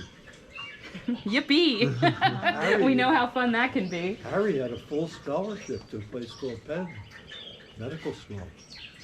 Wow. He was a pretty smart guy. Huh. And so he was drafted, or did he just join? I guess everyone just joined, right? Did they have a draft in World War II? Sure. Most of the people just signed up in those days. We were talking about in our little email. Yeah. And it was just a different attitude about love of the country and everything. I found it very inspiring. That if you've ever read the books by, what's the name of that columnist, and Tom Brokaw, The Greatest Generation. Yeah. That's the people you're talking about, how they really went all out. So, Dad, you were in the Army in intelligence. Anything to do with that Ritchie Boys broadcast in 60 Minutes? No, the only thing that had to do with it, I was so confused. What Ben's talking about is 60 Minutes. Did you see that? Did you see that? That was No, we didn't see that. Anybody didn't see it, or did it? We saw it. I It was taped it. just so unbelievable. I didn't know about It it. was just young such men a that came over that Really were super smart. inspiring. The U.S. But they wanted I to enlist. got my training in a and place they called typically Fort wouldn't let Hollywood, anybody that was which must have been a German, mile away Wow. fight from this for the place. country. In Maryland, Dad? Yeah. What they This was on the Fort country Hollywood was on the changed its mind, outskirts the army, whatever changed its mind. of Baltimore, And and instead had said, all well, the these services guys sent speak- their they grew up people in there. Germany. Oh, right. They're an They asset. speak Yeah. fluent German. So you And were. I never heard of the place. That reminds me of What Inglorious year- Bastards. How old were you when you were in the Yes. service? Did Yeah. you see I was it? Oh, that's a great movie. Oh, I love that I never movie. saw A that. little cartoonish, but A little bit. But it's So still you and great. Mom lived in It was Maryland? really neat. Lot of fun. So they You and trained Mom them lived in Maryland? Interrogation. Yeah, and but that was just for a short time and then during training. embedded them with the Um, army. There was basic training before that, Right. and after the Interrogate basic any training, prisoners of war that they took, the German soldiers or even German she stayed back they here. were. But during And they had all the these training in techniques to like Fort befriend Hollywood, them. yeah, we lived in You know, Baltimore. it was really, Boy, did we live in it's a hard incredible. place. And there were, Wow. some of them are still alive. The- though, the they're shower was 100 wow. years Wow. old. Oh, That bummer. one too. I should look And for the that. rats Yeah, it's enjoyed the really shower. worth seeing. Oh my gosh. That's great. Good old Baltimore, right? So, Dad, your earliest jobs as a lawyer, Richmond and Richmond, Yeah, I'm surprised you remember that. and then you went in house with an insurance company, I can't hear you. and after that you went in house with an insurance You company. taping this now, right? I think it is. Oh, is it? That is. I hope. It's blinking. What are we I don't saying? know whether I'm interrupting something. No, they're just asking if this is Why working. is the light Huh? red? They're just wondering I if think this that's is a working. good thing. We're not sure. You think it's green. We hope. You would think. Red is usually a bad thing. Let's hope it means I record. graduated law school, I had to go into the Army, so Right. I went to work for the insurance company right away. And the job was supposed to be as the clerk for their attorney, George Bradford. And he was supposed to be, in those days, you had to serve a 6-month clerkship. And instead of assigning me legal work, they in fact made me adjuster. That's why I spent 90% of my time adjusting cases. My boss was a fellow by the name of Al Shell, and 10% was the legal work. And when I went in the Army, the claim manager wrote to me and asked me to come back when I got out of the service. So how did you meet Lee Olson? I wanted to be on House Council, and that was the place to go. Walsall? Well, that company. Was it called Lee Walsall? Olson is, you know who he is? He's a great friend.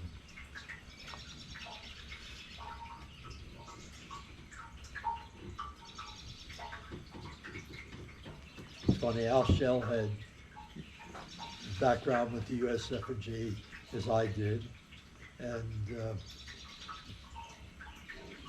he brought them along as a client, and I brought employers Wausau along as a client, and we ended up having 4 clients supplying us with a lot of cases. And it was 1 year, all 4 of them either were bought out by other companies or decided to go out of business. We lost every client we had. Oh man. Can't relate. I can't relate.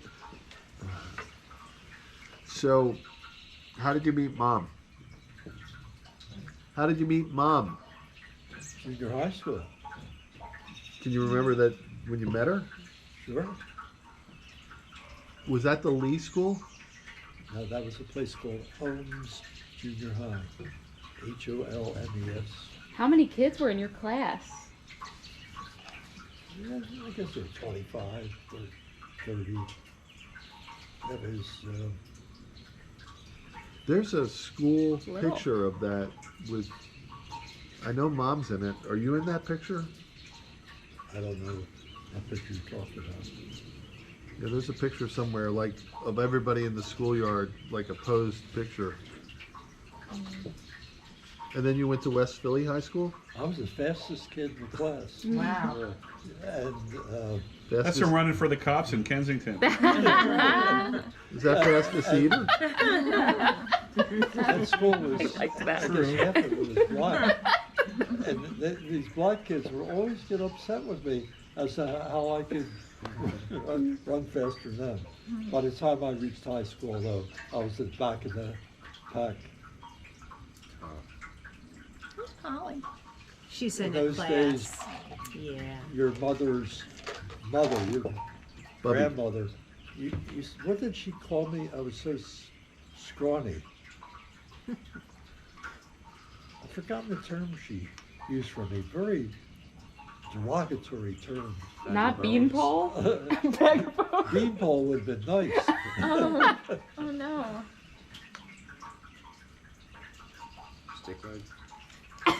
I'm just projecting. here. Let's not guess. Dad, favorite movie of all time? It's gotten a lot of publicity lately. It's Kill a Mockingbird. Gregory Peck.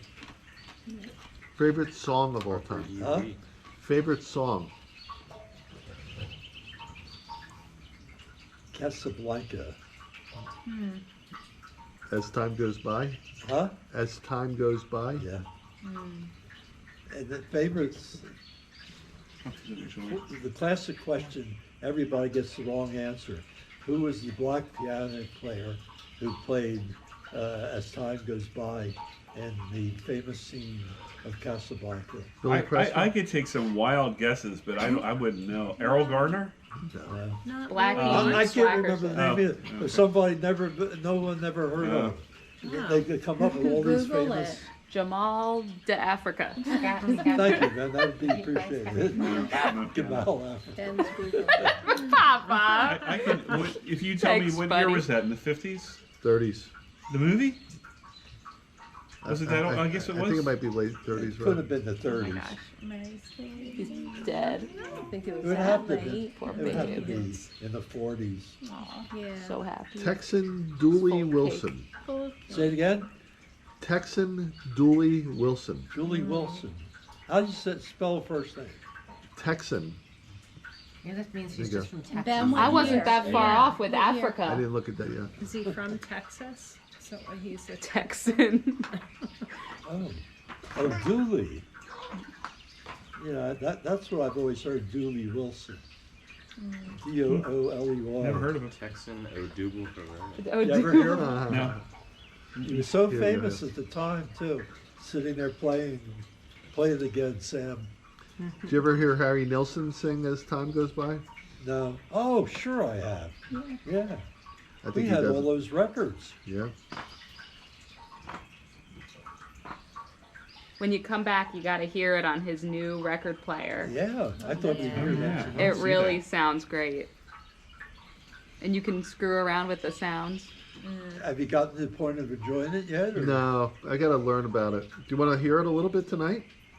Yeah, I just want to hear the only thing is I won't appreciate it. Pat will have to tell me whether it sounds good or not.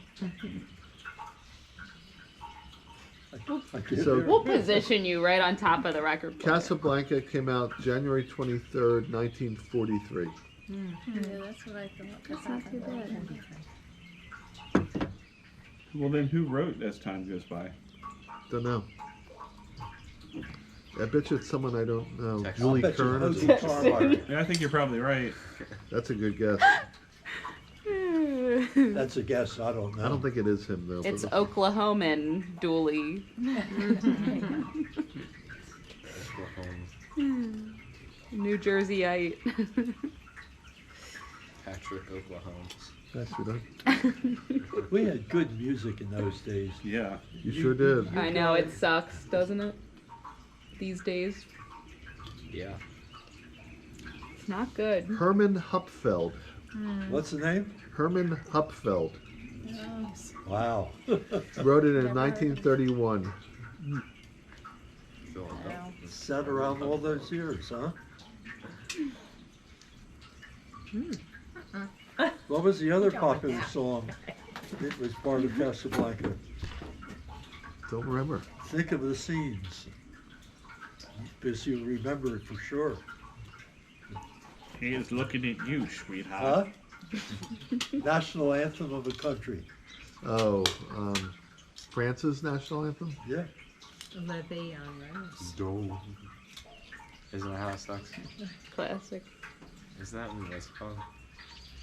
It was done in a very stirring way. Okay. Melody. Wait, Adam. Uh, One that we want? What happened? Well, Hockman. Line. Oh. Alex. Oh, I The love lights that are movie. great. We met a guest. Yeah, don't they? Are those lights on the wall new? No. Totally. Really Yeah, it looks like Christmas Yeah, time. they're now, a little Yeah, isn't that obscured beautiful? Where'd you end by, up staying the tonight? Costas now. Huh? Where are you Yeah. staying tonight? The Hyatt. It's going to be the last time we stay there. Well, it's going to be the last time we stay at the Hyatt. Oh, Why? They really screwed up our reservation. Huh. We So, had Dad, a- let me jump in with a quick question. What was your first car?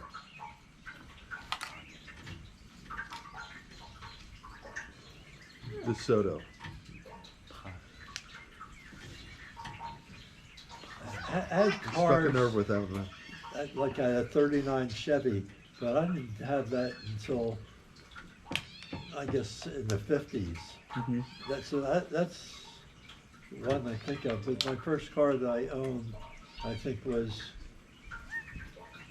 a 48 convertible Studebaker, Oh, wow. Oh, Studebaker. Studebaker Champion. Wow. My Uncle Harry had a patient who had the dealership for Studebaker on Chestnut Street. And that's where I got it, it was used.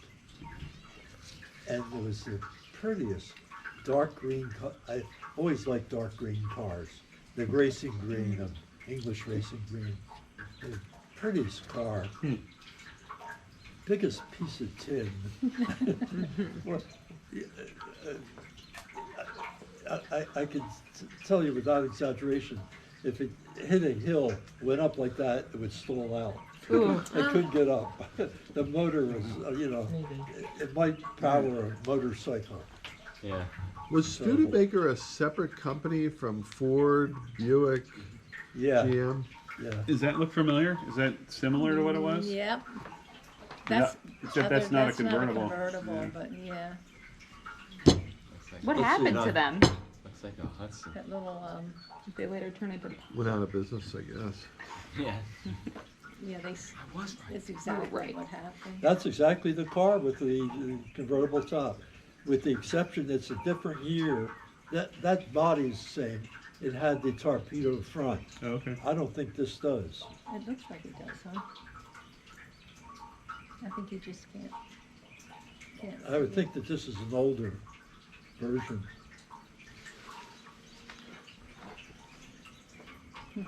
Studebaker, at one time was it Studebaker Packard?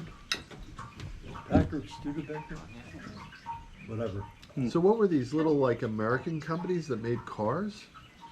American companies, yeah, they were the biggest car makers in the world. Did you get your license when you were 16? Yep. First try? Huh? First try? Yeah. We don't have that in common.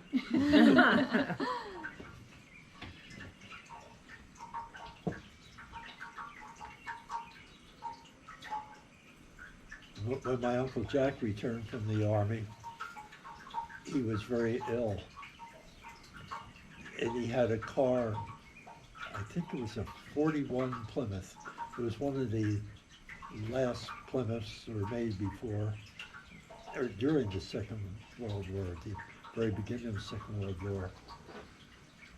And my Uncle Jack really couldn't take care of it. And it was my sort of responsibility to take care of it. And I guess I was about 16, 17. And it never had brakes. Oh. Oh, it's so scary driving. What did you do to stop the car? Just ram into something? Downshift. The emergency brake. And after you downshift enough, the handbrake. Yoink the thing. Then the Oh. handbrake went. And I tried to work on that. I just didn't have enough knowledge to do it. And I would say, Uncle Jack, you got to take care of this. Like, don't worry about it. And Easy for him to say. He was really had lost it. He was losing everything. And he would take that car out. Oh my God. And Put it in reverse. he reminded me Go to town. of your grandfather, Saul, who, when he got older, just didn't know how to drive at all. He'd be driving makes us say along, and he'd be in a lane, and decide to go to the next lane. He doesn't care. What? Just terrible, terrible. And when they finally took the license away from him, we had to get it. Do you remember this, Ben? Of course I do. Yeah, I We had to get him out of jail. I was more involved than you were. He was sideswiping people He- on he was West driving River down Cops, Drive, no, on the right? it was called the Expressway. cops On the started, And he was kept on I thought it was crashing the into the drive. needle strip. and the officer stops him and he says, "I can't believe these other drivers." Oh my God. Oh, I remember you told me about that. Yeah. That's pretty late though. Oh my gosh. What were Pop-Op's political views? He was an anti-vaxxer. Really, just I generally. I think they were all Democrats, Rob. Yeah. Yeah. He's not here to say otherwise. Easy for him to say. Roosevelt Democrats. They adored Roosevelt. So did my grandparents Yeah. and my great grandparents. Didn't everyone? A lot. But like post Reagan, were they alive post Reagan? No. I interrupt you something. So Bubby Sorry to dies tell in you about Uncle Jack. '77. He would take this Plymouth, he'd drive someplace, I get in the car with him, and usually be scared to death because he'd get up to a red light and he'd finally be able to stop it, and they start moving ahead slowly into the intersection. Oh my God. The red light, it's still red. Oh, it's okay. He just kept on going. Wow. Wow. Do we have him to blame for your heart issues over the years? Excuse me? Do you think he got your heart racing over the years and is to blame for the issues you've had later on? He loved the women. Boy, did he love women. Why'd you have to ask that, Ann? You know what's on my I remember on Indian Creek Way, we had a car in the driveway for a while. Uncle Harry's old Yeah. 56 Chevy or something. 59 Impala. Like that. Okay. Why wasn't that in our driveway? It was I for a think he while. decided he didn't want to drive it anymore. Huh? I think he decided he didn't want it anymore. But that was definitely his last car. He gave it to us. Do you remember why? No. I do. Why? And you will too when I tell you. He lived at 2601 Parkway. And there were no garages around, whatever, so the people who had the cars would park out on the parkway there. It was a nice place for parking cars, but it was, you know the rest of the story? No. It was the second time around they took all 4 tires. Oh my gosh. I'm sorry, with the wheels.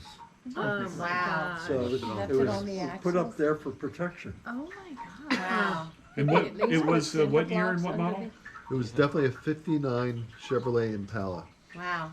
A lot of people said that they were better than Mustangs in their time. Whoa. Big, A lot of people what? Said that they were better than Mustangs in their time. Yeah, most people would agree with that. You know. I'm not one of them, but You remember that white Ford pickup truck I had I don't like Chevy Yeah. personally. back in the Chevy and Ford had a big late 80s? Oh yeah, competition still now. do. Kind of. Yeah, they It was do. stolen, and we found it in Mount Airy on blocks, completely stripped. Oh my God. Yeah. Wait, what was this? I had a white Ford F-150 pickup Uh huh. that was like, it was pretty tricked out. It had big tires and everything. But someone stole it in Wow. Mount Airy, and it was just gone. And then, but we found it. I don't know how I figured out where it was. Someone must have said something. But we were looking around. We found it on blocks, and it was completely stripped. Well, The motor was still in it. The police called you. Did they? Yeah. Your insurance covered it all, right? Yeah. Lucky. So, Dad, do you remember adopting Pam? can't hear you, Do you Ben. remember adopting Pam? Remember? Adopting Pam? Yeah, Do you remember the name of the social worker? sure. Mrs. Citrus? Huh? Mrs. Citrus? Mrs. L-I-N-E. And Oh, I thought it was lime, I did like too. a lime. I thought it was Mrs. Oh my Lime God. also. L-I-N. That's why I was joking Oh. about citrus. I'm sorry. Went over No, my- Oh, that makes went over sense. my head It didn't because apparently that wasn't her name at all. So do you remember adopting Rob? so good. there. Ben, Sorry. Do you remember adopting Rob? yeah. That was like yesterday. What was that social worker's name? Boy, do we have an unusual name then. What was it? L-I-N-E. Oh, Again? same one. Same one? Yeah. Same one. That's what I remember. Oh no way. That's cool. That's cool. You guys were social worker buddies. Do you remember adopting You and Javi? Aunt, that is. Do you remember the judge who was involved in those adoptions? Yes. Let me think of his name. Stanziani. Joe Stanziani. Wait, Joe do was a adoptions have to be classmate, adjudicated? a vibrant guy, No way. very smart guy. Wow. And after going through the adoption with Rob, he went bonkers. Oh my Oh, God. that's sad. How Dr. come? Adams. Shortly after that, he really did lose it. Yeah. Wow. Well, I'm glad that our dad was Such a adopted shame. before he lost it. Yeah. Uncle Rob was just too good. He lost his mind. My best work. I have to stop now," said the judge. You have to quit while you're ahead. Those Mic judges drop. who were in your law school class, Excuse me? those judges who were in your law school class, they were very well regarded. I remember older judges tell me about Judge Stanziani. And you also went to school with Judge Sugarman in Chester County, right? Yeah, they were like before in Chester County, Sugarman, the chief judge out there was a fellow by the name of Dominic Marone. Yeah. And,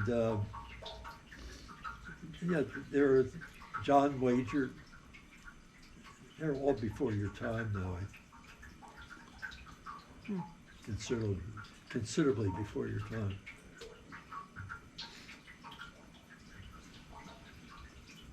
Was that hard to do back then to adopt legally? To do what? Was it hard to adopt back then? Was there a lot of hoops you had to go through? It was hard. The choice was either going through an agency, which meant waiting for years and years, or going through a private adoption where there were certain risks involved. So it wasn't hard. It wasn't hard for someone like me who knew something about the law and where to go and done some reading, but for the normal folks, they could really be taken advantage of by unscrupulous lawyers, etc.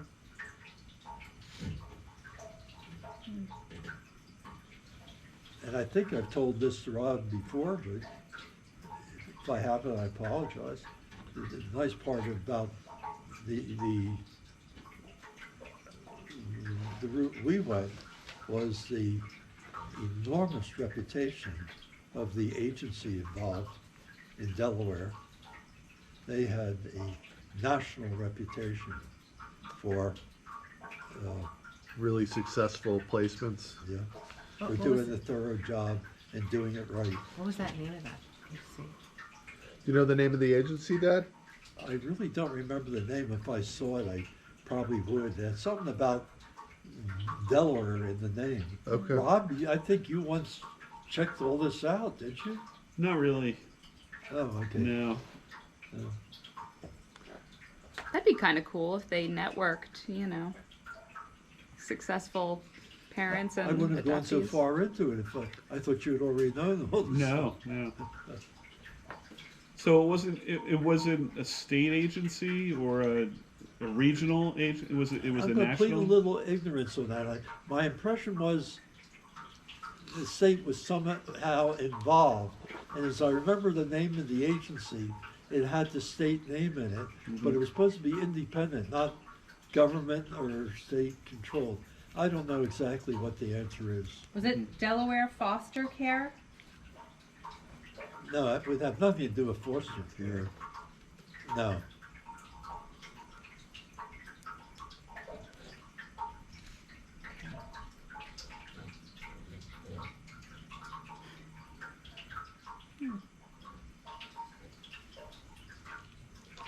Well, back to your comment about the riskier Yeah. the riskier agency. It sounds like you came out on the short end of the risk equation when you got me. So obviously you went the risky version rather than waiting a year, 2 years. Well, we went to this place and Hey, Hal. because Maybe we if had this is on. It read about it and is. heard about I it. bounced the And Google.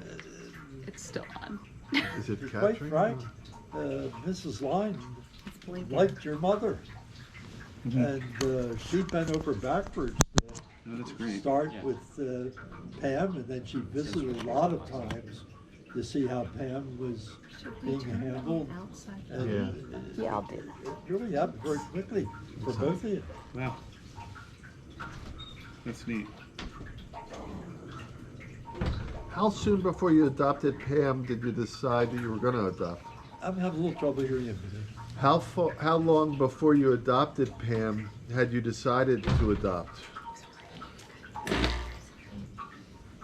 The truth of the matter is we had decided to adopt well before you were born. Before you were born, because we were having difficulty. Yeah.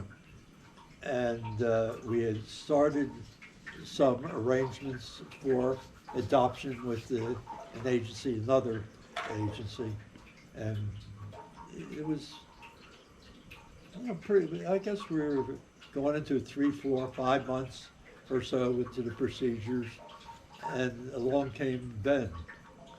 And so that they didn't want to talk to us anymore.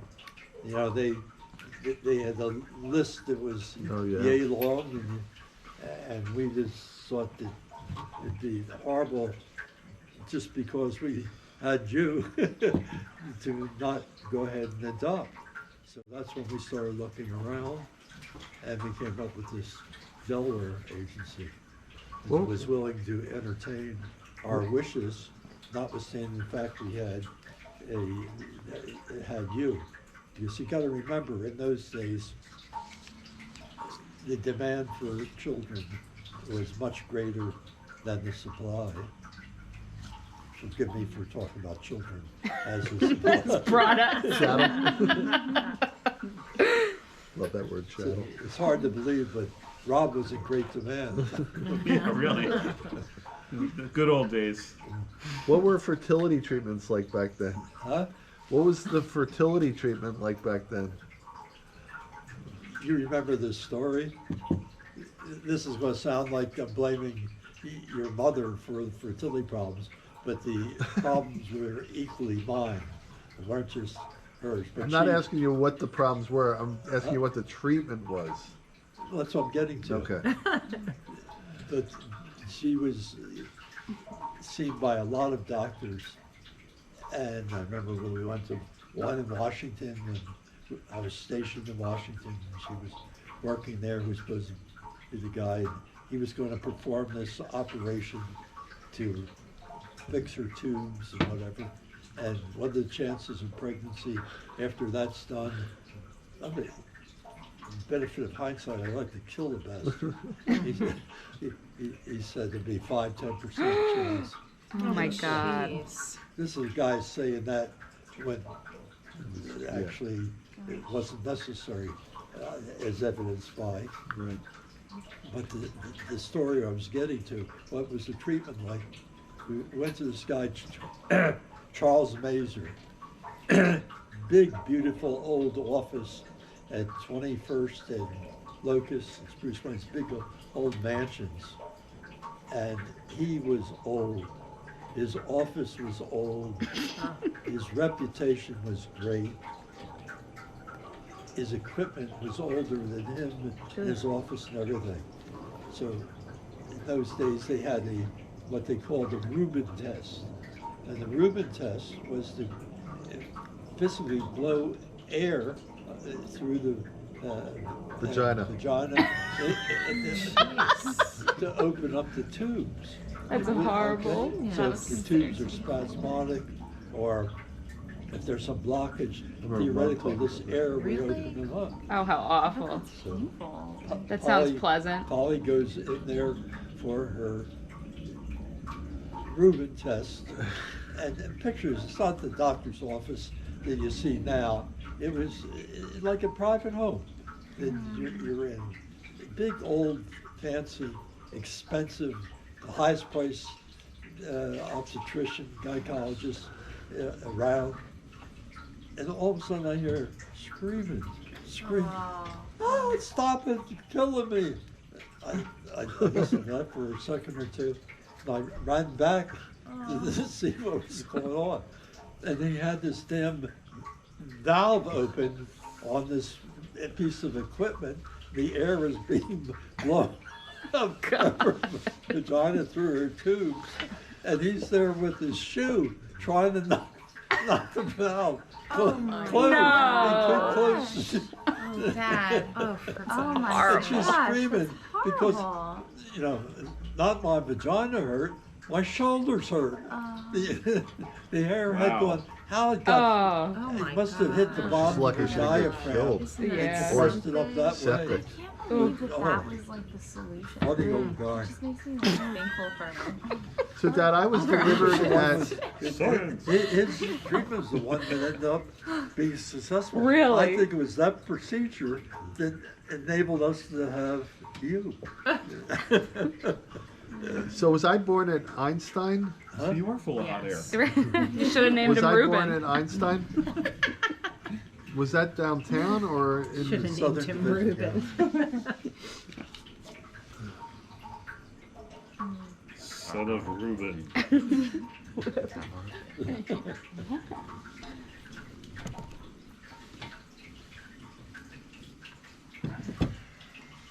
Wow.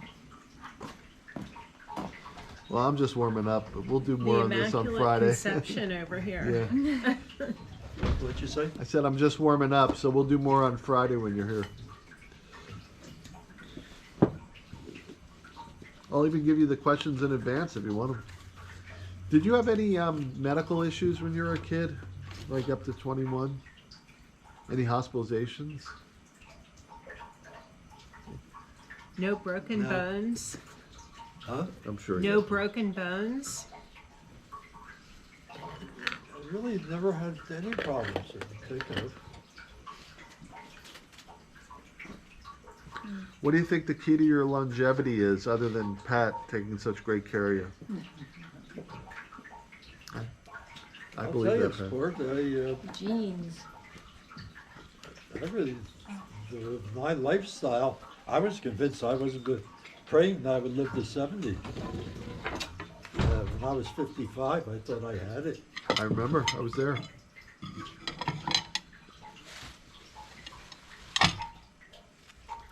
Your grandmother lived to old age.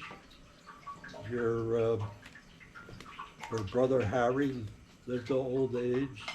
Jack had Parkinson's. Sam had problems.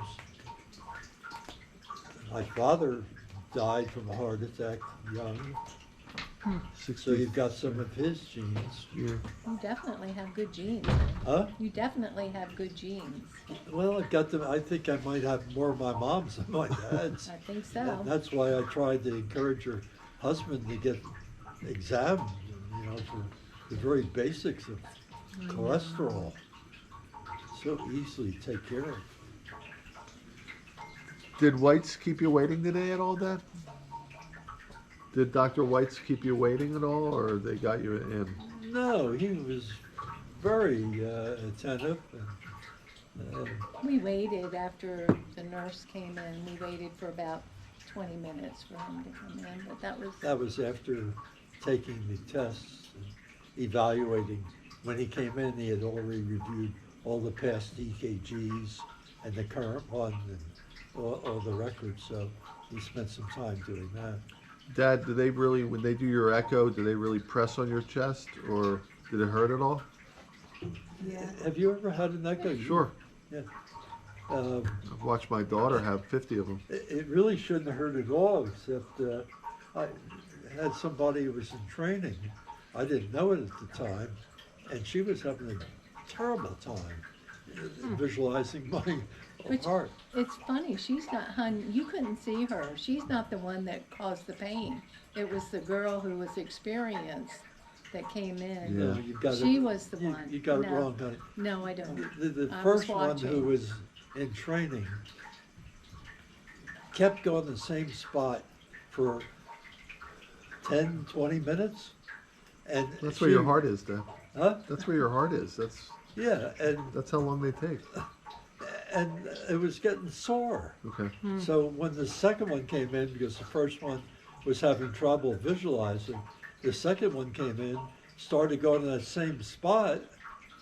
I started to say, hey, that hurts, but it's because of what the Yeah. first one did. So, they did his carotid and his aorta down in his stomach area. That's great. I said, his heart, I watched the whole thing, and his heart, look, he was complaining after the nurse did the Looks really pre-rest vibrant equip- and moving. He was complaining that his heart was, what do you call that, what we were getting on the EKG that I was doing on you, I don't know what you're talking about, huh? the irregular heartbeat. AFib? Oh, No. premature ventricular Yeah. contractions? I don't think that, PVCs. no, it wasn't PVCs, it was something else that, Tachycardic? no. I was complaining about what? you were complaining about your heart had gotten weak again, and you weren't getting a good heartbeat after she left. Oh, And then when White's came the in, arrhythmias. yeah, the arrhythmia. You see, that'll upset them.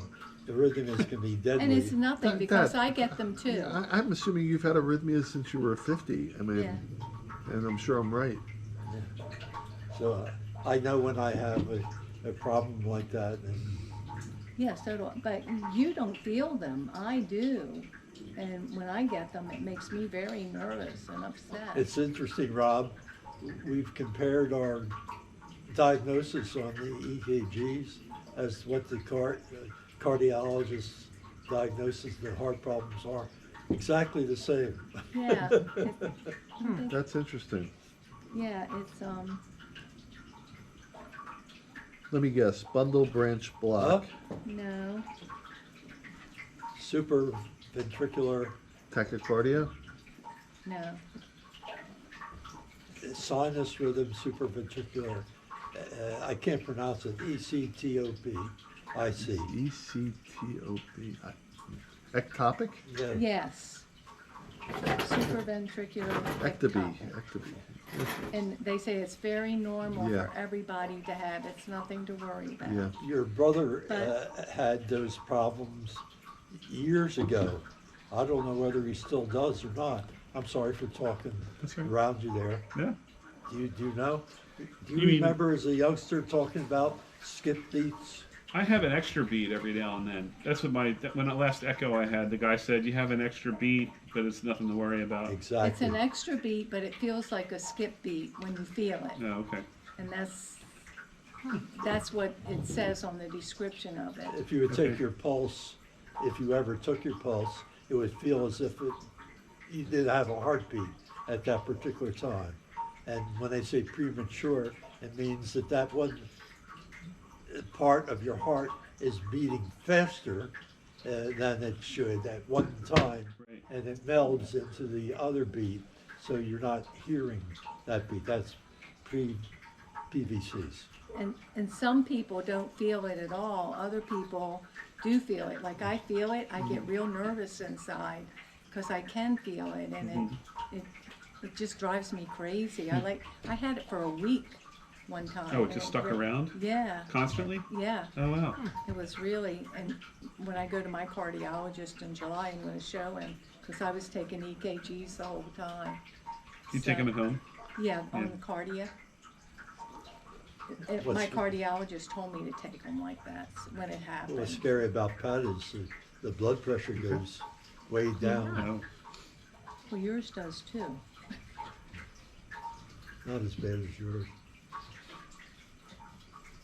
Dad, you remember meeting Sue for the first time? Yeah. You know what date that was for us? What date it was? No, not the date of the year. I know what you mean. I know it had been a while. No? Number one? State. But you had known her for a Yeah. long while. Yeah. Yeah, didn't you bring Sue up to Mom and Dad in bed, and they were in their Yeah, bed? do you remember that? You were I in think your it was bed. in Gladwin, in that middle room, that little Yep. library room between the living room and the dining room. The library, I think you guys called that. Yeah, it wasn't But, quite a library. but yeah, no, that's I'm- probably why. The TV, that's where we had the TV and all that. But the first time I met you, you were in bed. You In were bed? in your bed. No, I don't remember that. And Ben brought me upstairs to meet you. He was probably bragging about his bedroom. You're damn right I was. Was trying to get her in it. And so First you date. took me to meet your parents in their bedroom. That was not as successful as meeting you. And they're bragging about their bedrooms. This is a big old house. Were you ever there, Ann? God, Andrew, that house was amazing. Did you ever meet Papa? Yeah. No, I met Uncle Harry. And their bedrooms were enormous. Dad, do you remember meeting Ann for the first time? Yeah. Mm-hmm. Where were you? Chestnut Hill, I remember meeting right? Sue and Huh? I remember meeting Sue and Mom and Ben at Country Outfitters. We came into that store, Yeah. and Say it you were again? like folding sweaters. She's I remembering I could where picture we it. met her Did you work at a there? store. I did. She worked there, It's a little clothing store in Chestnut Hill. but I don't remember. Did you Right. bring us in to meet her? No, I think you just. I can tell you Or did we that. I end can up- tell you when how I did first we- saw Ann. How did we get in there? How did we? You were really. You are. You're a beautiful woman. Oh, I Ben. remember you then. How do you did you meet me at Country Outfitters? I remember you were standing outside of that store that Rob worked in, that farmer's market, Oh, right. looking like you were on a Talbot's commercial. No, I was not. Yeah, you sure did. It's a fun time. It's a fun time. I remember the first time I saw you, obviously. Yeah, I remember that too. The best day of my life. I also remember you talking about her a long time before we met her. And I remember the conversations. Oh, Dad. If you Well, pay it wasn't me, all I that won't good. repeat them. I'll Venmo you.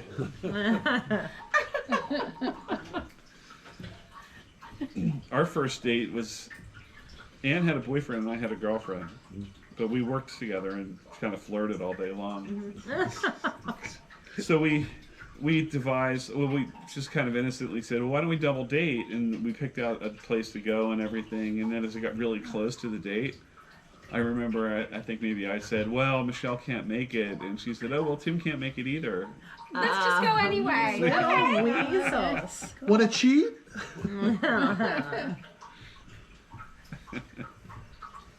I can And here remember they that are. story that has been told so many times as switching to Catholicism and why, and my concern about whether you could work it out with the Catholic girl and all that. That was in the pool, wasn't it, Dad, at night? Huh? Weren't you swimming in the pool on Seaview Drive? You I'm say that, sorry. Rob. Weren't you swimming in the pool on Seaview Drive? When you had that discussion. Yeah. When you had that talk with Rob. We had, I would come home from work late because I was in the food business. Uh-huh. And you would sometimes be out in the pool. I just, And I would swim and we would talk. okay. Yeah. I Dad, don't remember where those conversations took place. remember you would take a bath in the pool, Dad. Oh You would yeah, bring soap right. into He the would pool. bring soap. I Irish remember. Oh my And a gosh. brush, and you would Yeah. clean the pool with the brush. Yeah. I can't believe that I would do something like that and let people know that I was doing Oh, it. no, you didn't tell anybody.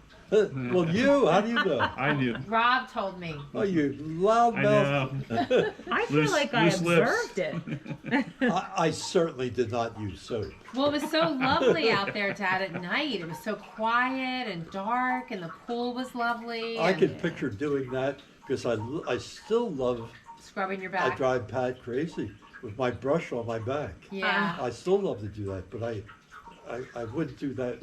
Oh, well. Have you tried with a loofah, Dad? A what? A loofah? It's like a special thing on the end of a stick that you can scratch your back with. Yeah, he's done that. You've done that before. It's sort of like a. We homosexuals do it all the time. I'll loofah you if you loofah me.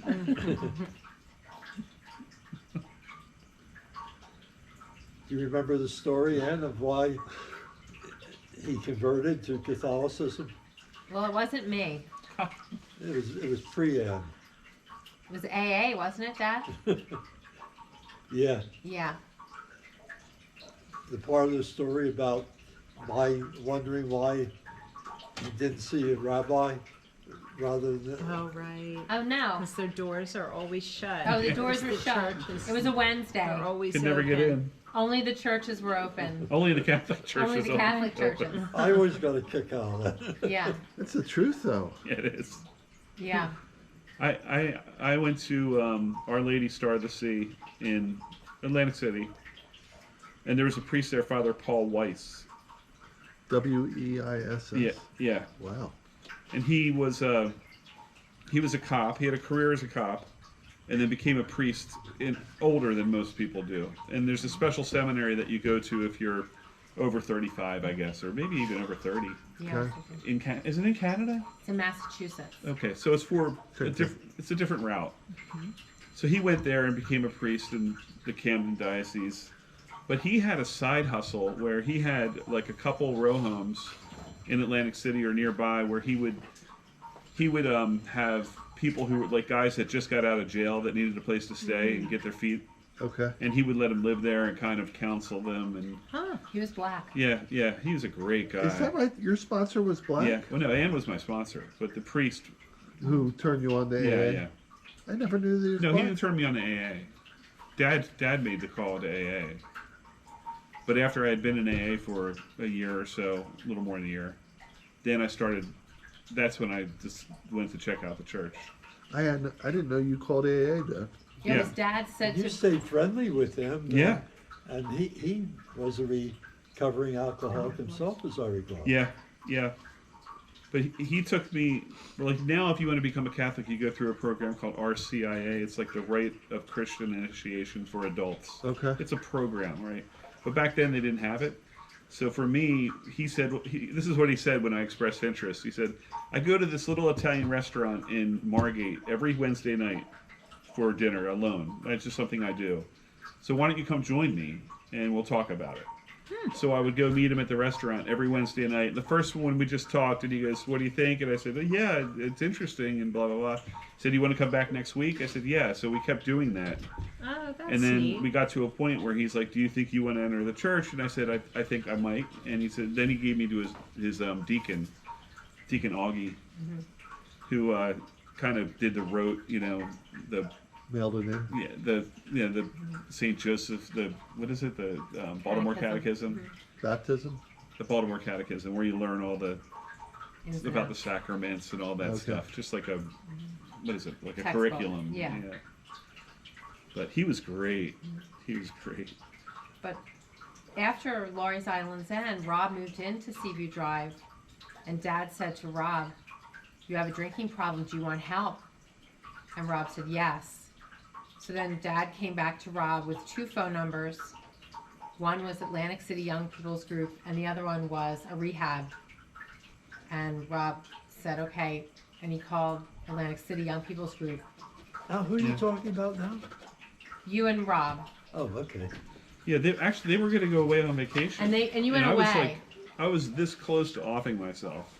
Right. And What do you mean? You were suicidal? Yeah. I didn't know that. And Dad, I think I went to Dad and said, I'm scared. I'm afraid. And he figured out where to go and he gave me the call. He gave me the number and I called it. And the rest is history. His dad. Yeah. So Rob, do you remember me going to an AA meeting with you? Yeah, in Bryn Mawr. No, I mean. Down before, yeah. I do.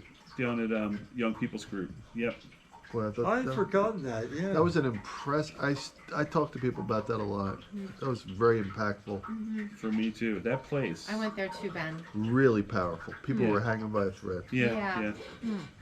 And AIDS was a big deal. There were a lot of people were getting sick because of needle use. Sure. So some people were sick and yeah. Now, that's a part of my family that I told you about years ago that you've forgotten, I'm sure, about Jack's had 2 children. Marcia was a full professor at University of California, psychology, and her younger brother was a professor of psychology at UCLA. And they got involved in a study of alcoholics. Do you remember that conversation? I vaguely remember it. And Said that alcoholics could drink in moderation. Wow. Yeah, and Mark came out with Got a lot of traction too. the treatises and got a lot of publicity and saying that you could drink in moderation even if you were an alcoholic. And he got a big write-up in Time magazine. which was the big publication in those days. And boy, was he ridiculed. Oh my God. Everybody with any knowledge of alcoholism said that the guy's crazy. He said the worst thing in the world you could do is to have him start drinking. And the worst part of it was that they accused him and his wife, who was also a psychologist who dwelled in the addiction problems, they accused the couple of falsifying their studies. Like And- not having the Peer subjects review to be or- able to prove it? Yeah, or, Peer review. Yeah. huh? Peer review. Yeah, I can't remember exactly, but I'm guessing now, but it was inaccurate. All their studies were based on peer review that was falsified. And they were lambasted. They had to, as a matter of fact, they couldn't get a job in the country. Is it true that they were falsified? I don't know the answer to Oh, that. okay. Yeah, what would their intent be for that? Getting publicity, getting famous. There's a tremendous incentive. But go ahead, Dad. What were you saying? They had to go to Canada. They got a very good job at one of their institutions, and they, when they reached older age, they retired to Florida and got a professor's job at one of the Florida institutions. And Pat and I looked them up, a couple of years ago, and I couldn't believe the resume the guy had. Wow. It was like 5 pages long. Wow. All the articles he'd written and all the awards he'd received. Did he say that he was an alcoholic? Yeah. No, he did not say he was an alcoholic. He would just spend his life treating alcoholics. You know, Rob is fully recovered. Really? Yeah. Sometimes I wonder if he really was an alcoholic. Well, I can't, that's stupid on my part to say that. No, But I it's thought not. that- There's. I think Part- that. Part of it, I think, was the fact that his mother was so ill, and he was, these guys were left on their own. They were raising themselves. And, Rob needed some guidance, which he wasn't getting a lot of the time. But go ahead, what were you going to say? I was going to say that there's a genetic predisposition, and then there's like situational, And I think you had both. I think I had both, Yeah. actually, because, well, I think it's true. I just think I had both. But I've seen guys who I guess, hard to say. It's all intuition, but I've seen guys that it kind of looks like they're just mostly genetically predisposed to addiction, and they have the hardest times getting sober. The hardest time. And then, like me, I might have had both, but I did go to counselors. I went to psychologists. I went to psychiatrists. I mean, for a long time, and I think that helped with to the extent that it was situational for me, and I think it took the edge off so that I could recover. And well, the spiritual side is the biggest It's part. so encouraging that you could say that, not only for you, but for the general population. You worry whether you can redeem yourself and shape up and all that, and obviously it's doable. It is doable. Yeah. Thank God. It's a hell of a way to live. But Hey Rob, can you tell if this is recording now? I don't know. Does it? Well, I think Are the numbers counting? I don't see any numbers. Right in the counting. middle, at the top. No. What's It it say? just says 1H:39. What happens if you push the button on top? It's still blinking red, same as it's always. Times, so you're going to lose most times you play. But every time you play against the odds, or dumb, or stupidly, Right. you're reducing the amount of chances that you have to win. You could still win with bone plays, and I've seen it happen 100 times, but that reduces the chances as the time goes on. But it's always figuring out whether do I hit or I don't hit. And that not only is determining what you have, but what the dealer has. Right. Okay? So let's show you how to figure out whether a dealer has a good hand, a bad hand, whether to hit or not. And it's a little complicated, and it takes practice. And you know, you have to pay attention. I'm going to be the dealer, and I'm going to play your cards. And mine is down, and yours are up, and mine is up. Now, I've got a lousy card. You've got 2 good cards, 19. Now, 19 will win better than half the time, particularly when the dealer has a lousy card. Okay? If I had another picture up here. I'm listening. Okay.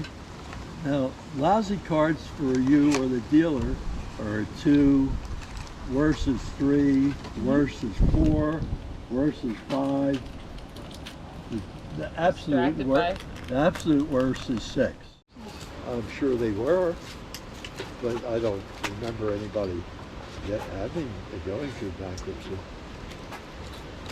Did you ever know anybody who, or friends of, or relatives? Thanks a lot. I know. I'm gonna put it back on you. Any relatives or friends who Gonna crush the pretzels. really felt the pressure of the financial ruin, like any of your friends? Become homeless or anything like that? Not that I can think of. My father certainly felt the pressure. I remember one of the things I became very aware of as a very young kid is he would take me to visit some of the more affluent relatives. I remember 1 or 2 that had some relatively prosperous retail establishments. He would take me to try to borrow money from them, using the kids as a ploy, part of his armature. Yeah, thank you. And I didn't like that idea at all. It's okay. Yeah, too With much. all the dentists and doctors, was there any pressure on you to become a doctor or thought about that? No, Yeah, it might. not at all. Were you the first lawyer in the family as far as you know? Yeah. I was always impressed with the fact that my father always needed lawyers, and that created an impression on me. What kind of lawyers? He was always in trouble. Do you remember the names of any of the lawyers? Huh? Do you remember the names of the lawyers? Joey, come here.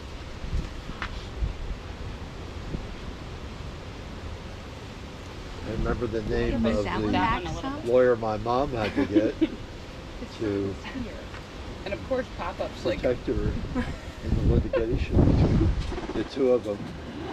His name was Harry Abrams. The name of his lawyers, no, I don't remember the names. Trying to get his ear. See, There's the his ear. shade is back there.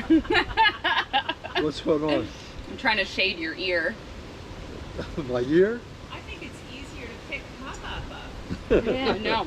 Did you Move the remove? table back Did you move this way. around Right? as a kid or grow up in one place? When I You was, could do it, Haley. He's in the sun. come on. You, Well, now he's pretty covered.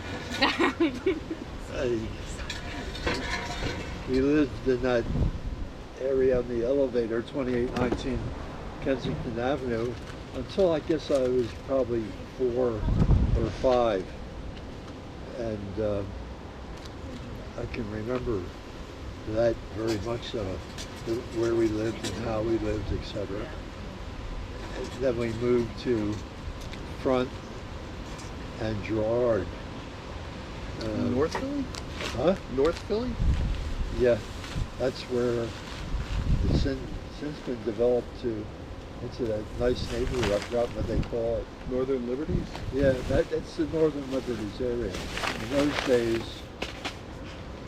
it was a, you know, it wasn't a slum, but it wasn't as bad as living under the elevator, but it was certainly a very low class neighborhood. Lived there until, I guess, from first grade to about 5th or 6th grade. Then we moved to West Philadelphia. 46 in Walnut? No, 45th and Locust. I think I showed you that place. And then we moved in with my grandmother. That was 46 in Walnut, which is a block or two away. The place of 45th and Locust was an apartment in a building my father built.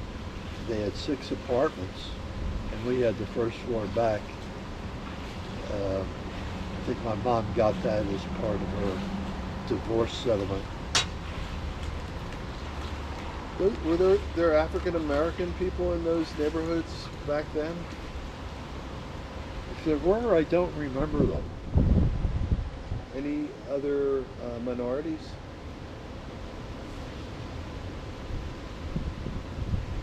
In West Philadelphia, there was some Jews, not that many, but some. There were no Jewish people except yours truly in the first 2 places, on Kensington Avenue and on Girard Avenue. We were it. And included in the schools as well. Did you experience any anti-Semitism? No. Yeah. It wasn't as bad as you might think. One time, my brother and I were beaten. I think we've told you about that before. By some older folks. I guess they were not real adults, but I guess they were like 18 years old when we were maybe, this was the time we were in Vaughan grammar school. It would have been years, so we were either in, it'd been about 8, we were probably 8 or 9 years old, somewhere in that area. But that was the other time. Once in a while we'd be called out as being a Jew or Jewish, but it was stuff we could live with. You know, it went in one ear and out the other. It wasn't a serious problem. When you were at West Philly High School, there were a lot of African Americans. Oh yeah, in West Philly there were not a lot, but there were a few. In our class, I would say it was fair to say that in our day maybe 10%, no more than 10%. Do you remember sort of African American people moving into your neighborhood, or were they always there? Always there. One of the interesting parts, we boring the heck out of you guys? No, I thought you were. The interesting parts was one of my friends who lived at 46th and Spruce Street in an apartment building, and his parents were the managers and janitors for this small apartment building, and I never did find out whether he was African American or Caucasian. I always suspected he was African American, but his looks were such that I couldn't really tell for sure. And I remember always debating whether I should ask him or not, but I never did get around to asking. Steph Curry. He was only with us for maybe 2 or 3 years. I would have eventually gotten around to it. But Right. in our class, let's say in my 5th or 6th grade class, out of a class of maybe 25 or 30, or maybe a little bit more. There might have been 4 African Americans. I remember one was the smartest kid in the class. I remember you talking about Hardy Williams being a good friend when he became a state senator. Was there any sort of the racism that we're seeing in the country now evolving into Black Lives Matter and that movement, or did people get along better then, or worse then, or about the same? Much better, much better. This was West Philadelphia. It was high school days, and it's hard to make a comparison because they very much were segregated, so there wasn't the contact, as much contact. And when you talk about somebody like Hardy Williams, you know, he was the star athlete, so everybody loved him. There's no animosity at all shown towards him. And if there were 30 kids in the class, and say 4 of them were black, I would say 10 or 12 of them would be Jewish. And I don't think the Jews in those days exhibited any prejudice to anybody except my father. Boy, was he prejudiced. Did you have a nickname growing up? If I did, I don't remember what it was, no. Nor did Laurie. Bart is a nickname. Huh? When did you first recall being interested in sports, not to play, but to, you know, go to Phillies games or Warriors games? I don't know how much interest there was, but we used to sneak into the stadium as a kid. I think just one time at Shibe Park, and a number of times at the arena in West Philadelphia, 45th and Market Streets, where the old Philadelphia Spas would play there. You could sneak in pretty easily. They were the Jewish professional basketball team playing there before the old, geez, I'm having a mental blank, the predecessors to the Sixers and the Warriors. What the hell were they called in those days? I'm trying to think that. I remember the I can tell you the name of the whole team. I just can't remember the name. Joe Fulks was their big scorer. He was a two-handed jump shooter. Angelo Musi was their set shot. He shot the long. Let's see. Is it Gavin? Yeah, he's in it. Look at that, I can see myself. See? I'll be darned. That's a good sign, isn't it?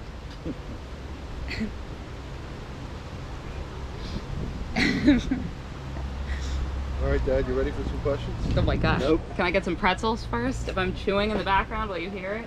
Probably. Ready? Nope. You don't want to do this? Sure. What were you like as a kid? Mean. I'd rather answer the question, what did I like as a kid? And the answer is candy.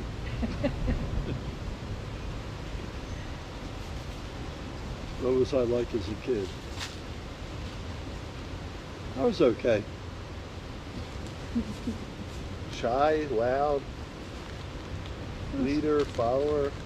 I would say, no, I'm not eating anything today. I think pretty down the middle, if anything, a little bit towards the shy. Just a little. You? Yeah, as a kid. What's your very earliest memory?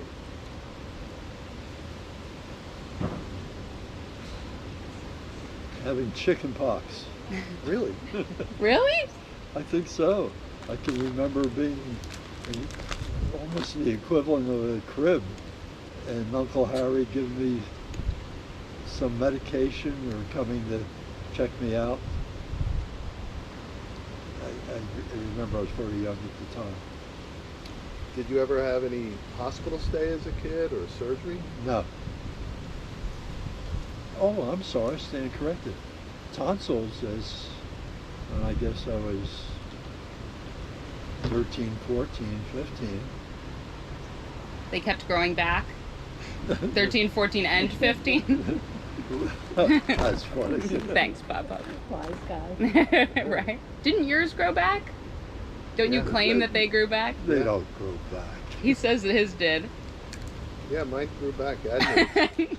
The adenoids might, not the tonsils. Yeah. What did you like to do when you were a little kid? I gotta stretch my memory. When I was a little kid, you know, the cavemen roamed. So that was a long time ago. Played with your cousins, I take it. Huh? Everything I hear is you played with your cousins. Well, that's after I was a little kid. But as a little kid, I think I've told you some of the things. I would not want to put them on here because... Right. Yeah, the question was, what did you like to do when you were a kid? Stealing. I'd like to go across the street to the ice cream store and get a dip of, they didn't call it ice cream at the time. It was 2 cents for Yum-Yums, which was a dip of, really I guess it's very much like gelato. Oh my God. Nowadays was like an ice, almost an ice snow.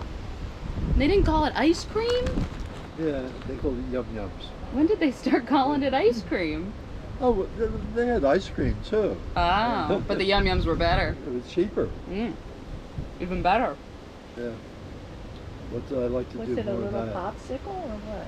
Huh? Was it a little popsicle or a Dixie cup or? That's not what I'm talking about though. Oh. And even as a little kid, I liked to play ball. In those days, it was dodgeball. What's your favorite memory from when you were a kid? Other than sexually? You said a kid, not a young adult. You'd be surprised. Congratulations. I had a couple of very horny cousins. They were a little bit older than I was. You might have to edit this. And always on the prowl.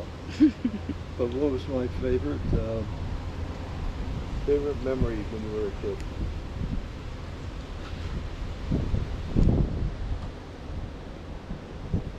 I wish you told me you were going to do this ahead of time. Favorite, I hate to hold you up. Favorite memory as a kid?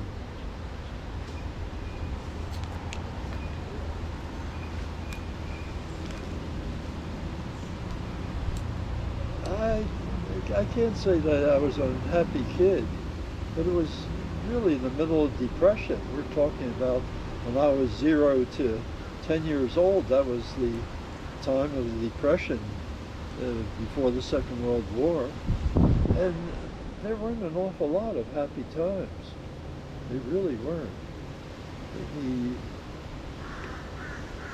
happy times, I guess, were playing with other kids in the neighborhood. How about you and Laurie? Did you? Huh? How about you and Laurie? Did you get along? Yeah. Did you play together? Or? Yeah. Played a lot with him. And in the summer times, we got a little bit older with all the other cousins. We were left down the shore to take care of ourselves. And we did. But that's when we got a little bit older, the teenagers. But as a real kid, 4, 5, 6, 7 years old, those times were pretty bad. Give us an example. Yeah, there was no money involved.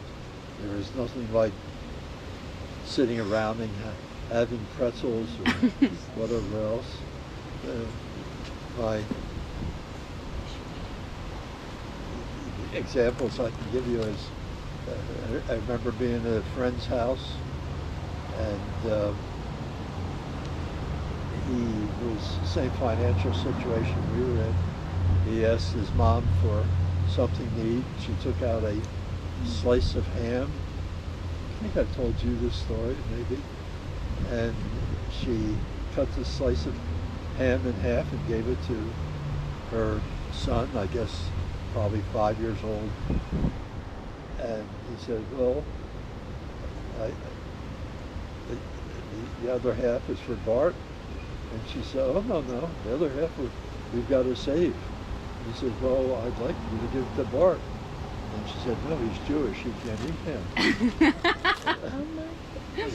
Little did they know. So times were tough. A slice of ham was a real delicacy. My biggest financial achievement when I was about the same age, and honest to gosh, I can remember exactly where these things took place. And they were right at that corner of Kensington and Somerset, where the ale station was closed down because of the drugs that were going on. And this kid I was just telling you about with the ham, they had an apartment which was really a fancy room in a building right underneath the station itself. And I'm going to tell you about a barber shop which was just a little bit off that corner on Somerset, not on Kensington. Got away from the elevator. It was on the open street. It was only like a quarter of a block away from the elevator. And there was a barber shop. And one of my friends, afraid of the barber, he was frightened. He just didn't want to go to the barber shop. And I think the barber cost in those days, I don't know whether it was a dime or a quarter, but something like that. And my accomplishment was, we started talking, and I said, I'll get it for you. And he gave me the money to get a haircut for him. Oh my gosh. Now you figure that out. Sure those parents weren't happy. Yeah. I wonder what did they say I when he got I never home? did find out how he Like- explained that at home. Your hair's not cut. Right? Well, where's the money Bart we got gave it. you to get the haircut? Right? What I don't remember is whether I actually spent the money to get the haircut or not. I can't remember that part, but that really did happen. Did any of your relatives have real financial ruin during the Depression?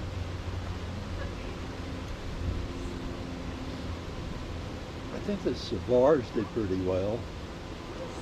They had that beauty salon in West Philadelphia on 52nd Street, which was a prosperous neighborhood at the time. And that was big. That could handle 8 or 10 customers at a time, which was quite good at those days. And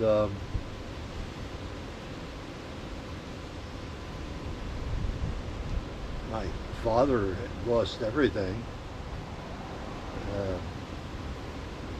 pretty well devastated. But I recall he worked hard to try to keep food on the table. What was your question again? Did anybody have financial ruin in your family? As far as ruin, I guess my father was closest to ruin. The other people, my mother's side, they were all doctors and dentists, so they survived okay. I think I can overstate the ruin of my father too, because even though his businesses went kaput, he seemed to be able to live it up pretty well. And I remember not having any money in the house, but he always had his big Chrysler, which was the close to the Cadillac in luxury in those days. And he was always spending money. Right.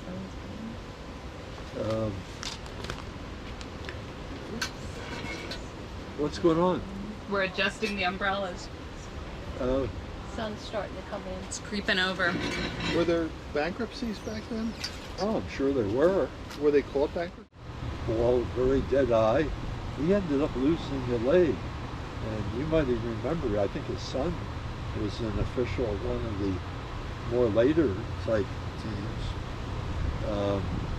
And so on. But the answer to your question is those two places where we'd sneak into. The other time we'd sneak in, it wasn't quite sneaking in. It was the ice hockey team. A couple of their players, including one of their stars, lived in that building where we lived on 45th Street. What was the name of the hockey team? Ramblers? Thank you. Yeah. And I don't remember any basketball teams before. I've heard of the Spas, I've heard of the Warriors. the Warriors were, that was Chamberlain, right? I think so, and Dolph Shays. Well, now you're bringing it back. When Dolph Shays came, it was a combination of Syracuse and Philadelphia. And they had an unusual name that I can't put my finger on. Hales, can you Google it? What was the name of the Syracuse Nationals? I don't remember, Ben. That's not hitting home. Syracuse, it was a combined team for Syracuse and Philadelphia. Basketball team in the 40s or 30s. That might have been as well. When Dolph Shays, it was many had been the 50s, but they were. I can't put an exact date on it. It wasn't the Nationals? Huh? It wasn't the Nationals? Let's see. I keep on coming up with the Spiegels. With Yeah, the right? The Steelers, and the Eagles. Yeah, that was a team. Yeah, this says founded in 1946 and originally known as the Syracuse Nationals. Okay, what was the name of the team, the combined team? I think the Nationals. Let's see. No. Oh, you don't have your glasses on. Let's see. Dolph Shays.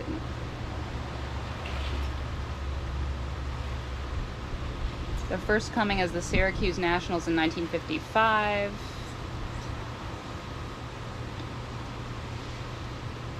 Funny part about it was, I like to brag that I played basketball with a lot of guys that ended up on the 76ers. What ended up, and that's really an overstatement. You know, they let me sit on the sidelines and get into a pickup game once in a while. But I can remember that 76ers team. It was the Warriors team at the time. They were basically all Philadelphia type players. They grew up at the same time I did in the high school.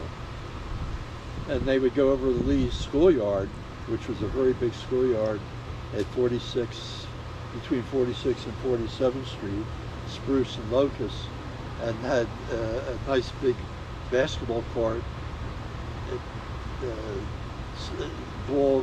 softball fields, all kinds of room for different sports, and we'd have pickup teams. And the West Philly Center was a friend by the name of Norman Brecken. In those days, he was the center. He was 6'4", 6'5", and he ended up being on the Warriors. Ernie Beck was another center on West Catholic who would come over and play in our games. He was the center at West Catholic, was on the same Warriors professional team. They were the two that I really played with occasionally. The other ones were also Howie Dalmar, who was at the Penn Center. Again, he was about 6'4", and here he is. You know, 6'4", you're not big enough to play guard nowadays, but they're centers in those days. That was tall, though. Right? Yeah, that was The name that Ben will remember, I'm sure, he graduated of Villanova. What year is that? Oh, that would have been in the mid-50s, early 60s. Yeah, have me. Huh? Guy Rogers? No, before Paul Harrison? Harrison. And they were all the same age. Paul Harrison was by far the best player and shooter. Dad, did they allow African Americans to play on those teams in the 50s?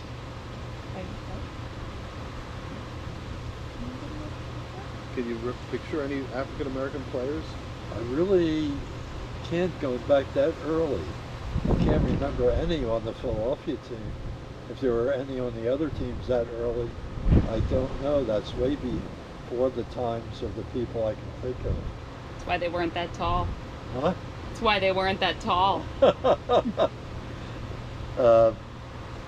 African American team, they got all the publicity in those days, was the African American basketball team? Yeah. I have no idea. Harlem Globetrotters. Oh, really? I was going to say that as a joke. That's real? Yep. Wow. They're still in existence. Huh. Does anything stand out about your childhood that you want to share that you haven't already? Oh, I'm sure a lot of things I'd have to think about though. That's hard. I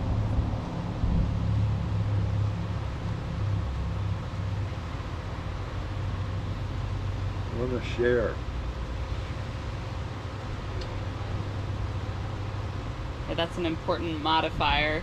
Wanting to share. Let me ask it a little bit differently. Let me just say this. The thing that is just so remarkable to me as compared to nowadays is how we had to go out and earn our keep as far as paying tuition and everything. Nowadays, everything is taken care of. And then the kids complain about having to borrow money. And I guess I can understand that. Huh? I was just making sure. He was wondering if the camera was running. Oh. It is. And they pointed out having to pay back money, and I don't understand why they're not earning the money to pay their tuition. And I think part of the answer is the tuitions have got so much higher, it'd be harder to earn the money. But still, with a half-decent job over the summer, or part-time jobs afterwards, it's all doable. But youngsters nowadays, I would think, are a little spoiled, which I think is a good thing. So you're sitting here with me, your son, Pat, your wife, and Haley, your oldest granddaughter. If you were to give Haley any piece of advice that has helped you through your life, up to now, almost 91 years of age, what would that piece of advice be? Don't split tens. Or don't listen to your grandfather, particularly when he's teaching you how to play blackjack.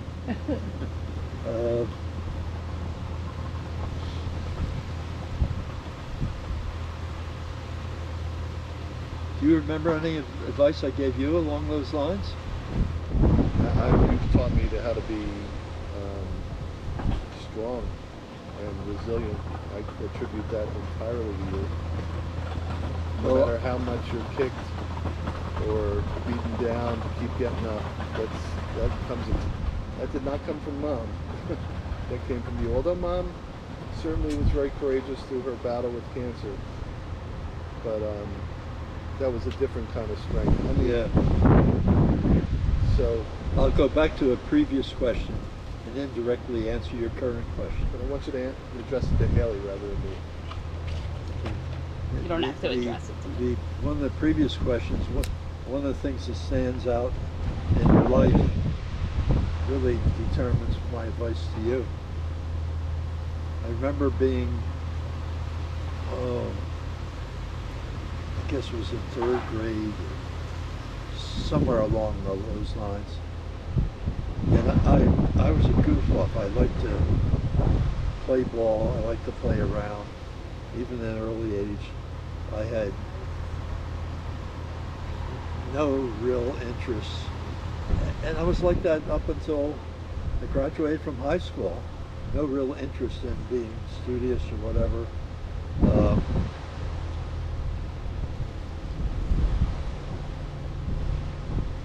A couple of things stand out. One was I was president of the class. It's a big class, about 900 kids. And I was such a goof off that they wanted to, there was no such thing of impeachment in those days. But if there was, they wanted to, because I was too busy playing basketball, these games I was telling you about, and to go to the meetings and whatever, to formulate things to be done, whatever. And I remember as a French teacher who was the guy who ran the show for the class, confronted me one day and told me he was going to move to have me thrown out as president. Very, very humiliating. Deserving, but humiliating. The other part of that story is when I was younger,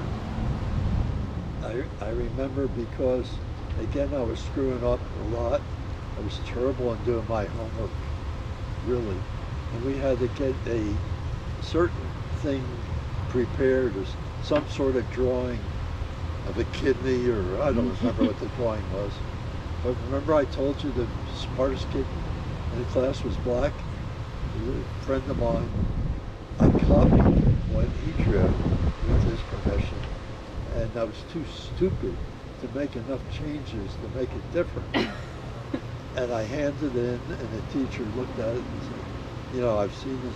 He confronted me, and I was terribly embarrassed, and boy, it stuck with me to this day, because I was ridiculed in front of the whole class.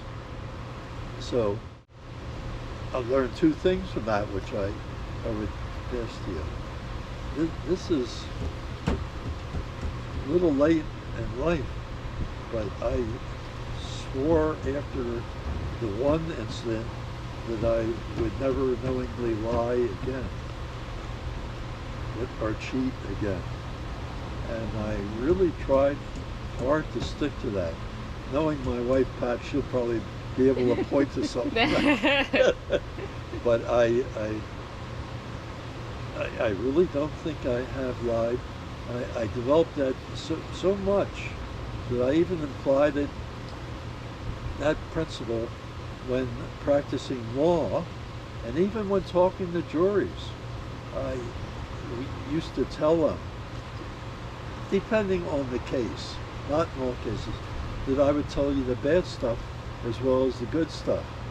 And I would sometimes give them some of the negative things running against my client, and the juries ate it up.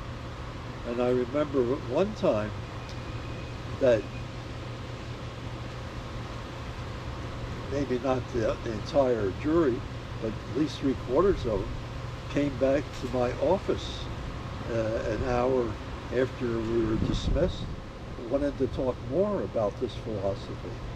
And they wanted to know, how can a lawyer talk like that, whatever. So that's the advice. You get in trouble by lying. And that's one of the reasons I despise that idiot by the name of Trump. There is nobody more a pathological liar than him. One lie leads to another. Right. Was there, the other part of that is that when you take a chore to do, I learned a lesson by that humiliation that time too, by being ousted. To don't take any chores that you're not going to follow up on. And I tried very hard to do that. And we talk around here, they're always looking for volunteers, what to do on a board or whatever else. No way in hell. I know I wouldn't do it. But that's terribly important. Yeah, that's to funny. follow up. Huh? That's funny. A while ago, I was going to say, is that why you never would get on the board? Yeah, I would never, over the years, I would never do a lot of things because of that. We're talking about hospitals now. I think this whole idea is a horrible idea, except I fully understand why Ben wants to do it. But I really think it's a horrible idea because I'm not sure we have the wherewithal to do it. And that bothers me. And the idea of not doing it properly bothers the hell out of me. It really does. But, you know, we'll do the best we can at this stage. At 91, I can rationalize not being able to do it as well as I could have done 30 years ago. But if you take any chores on, do it right. A place like Chubb, you know, you can.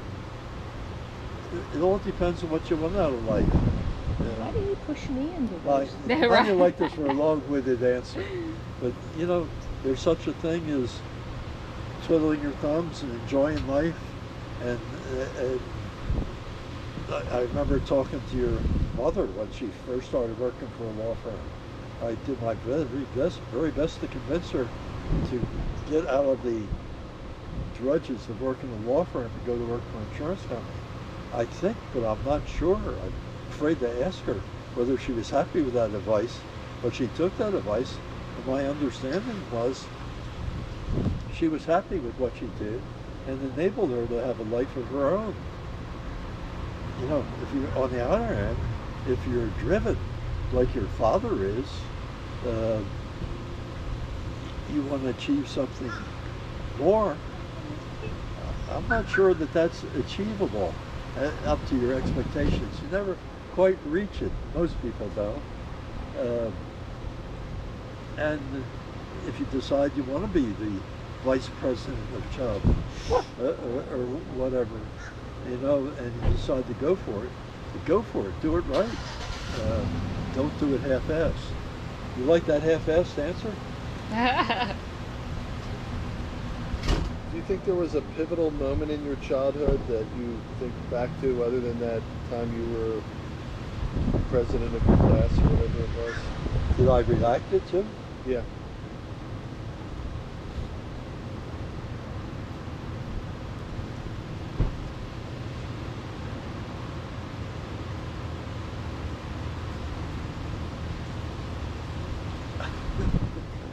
There are a lot of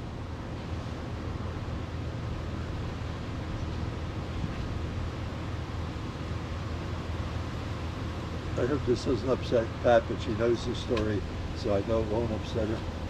I was not a jealous sort. I remember one time in my life being jealous when your mother had lunch with Frank Sinatra.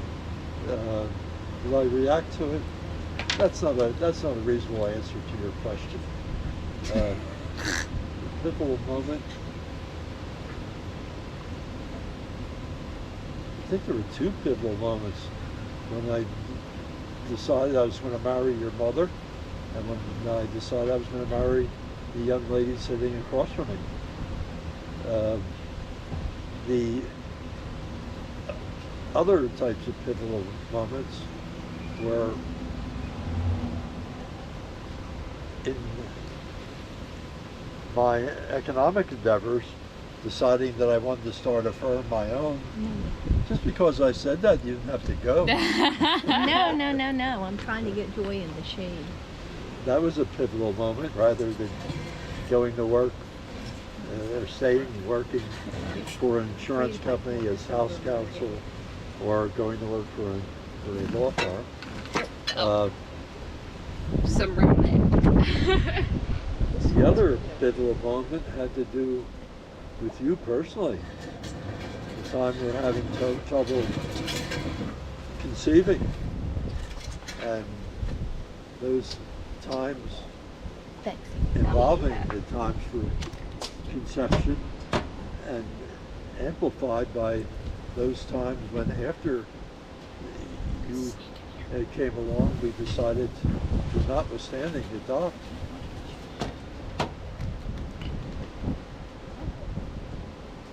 Feeling it was unfair not to, because we had started the adoption process before you were conceived. Was there anything about your parents that you wanted to be like? I know you have some difficult memories, but anything affirmative?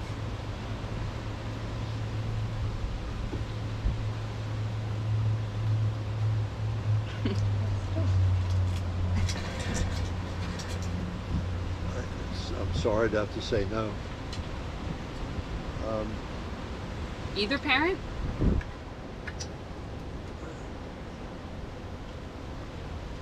Nana's ghost is haunting me to ask You you. know, she was a fine mother. She worked hard. She had to work her whole life. So it's unfortunate if she wasn't working so many hours a day. I'm sure she would have been a better mother.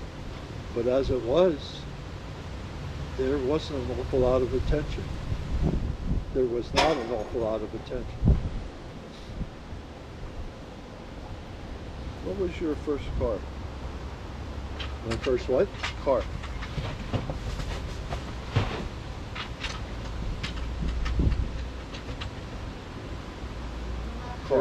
Car? A 48 Champion Studebaker. Did you have a favorite book as a kid? Huh? Did you have a favorite book as a kid?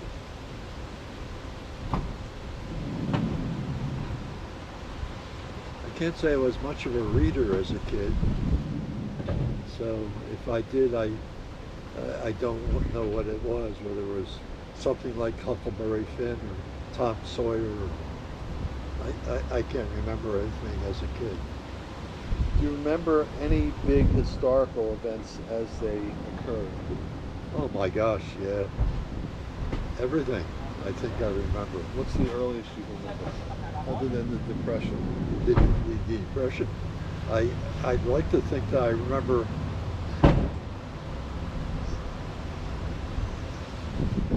D-Day. it's way later. I remember the times that the Franklin Roosevelt was talking about stacking the Supreme Court with additional judges. I can remember his setting up all these various entities to try to encourage, stimulate the economy and create employment, everything from the Tennessee Valley Authority to building all these dams, etc. I can remember. Sounds like today. Right? Huh? It sounds like today. I can remember all those things that I think happened in 33, 34, 35, 36, 37. I can remember in those middle 1930s, the invasion of Poland by Russia and Germany. Before that, I can remember Chamberlain going to visit with Hitler and talking about peace in our time. I'm pretty sure I remember them as they took place and not as an afterthought. I could go on, but I remember pretty much all the current events, most of the current events stuck in my mind. And certainly when Pearl Harbor hit, intimately familiar with everything that happened after that.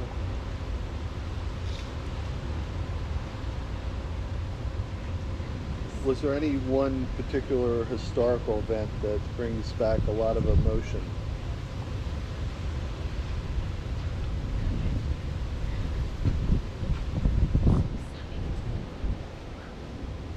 I guess there would be nothing like I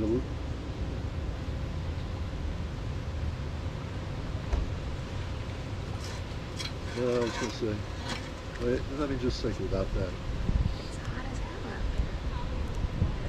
As soon as you hit the sun.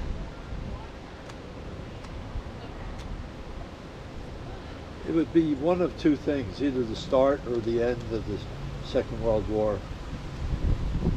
The thing that comes close to both those events is the day we just had passed, watching those soldiers go up the Normandy beach, knowing that so many of them were going to be shot down. comparing even today, I think of those youngsters going up that beach and risking their life compared to that idiot Trump draft dodger who has the admiration of so many people in the United States, which I can't understand. Lying draft dodger who avoided his responsibilities. The difference in the quality of the individual is overwhelming to my mind. Who was the best president in your lifetime? I don't think there's any best. I would not put John F. Kennedy up there as much as other people would put him up there. I think he might have been the most charismatic. Boy, I'm really having trouble with my word. Charismatic, along with Reagan. But I'm not so sure he was a great president. Maybe he would have been if he had lived longer. Certainly Roosevelt would be at the top of the list. I don't think anybody close to him. I think, although I didn't agree with his policy so much, I think Eisenhower came a close second. Yeah, I have enormous respect for the integrity of Eisenhower. I was overwhelmed with how much his integrity impressed me.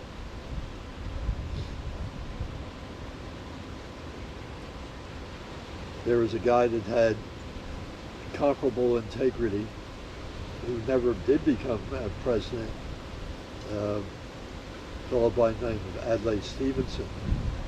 He came across as too highbrow, I guess, for the general public,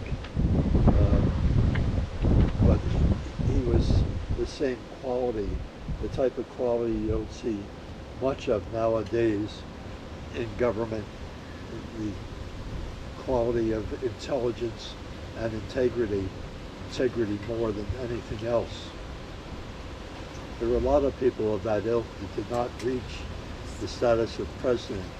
Guys like Baker, I could go through a whole litany of names. Both Republicans and Democrats. The one name going back those days is Senator Jewett, by resulting from his publicity of his name, the scholarships, is Fulbright. While I'm talking, I'm thinking of the guy from New York, the Irishman, who was the epitome of integrity, and I'm having trouble coming up with his name. Moynihan? Thank you. Really quality people. So much in need of today, but not available.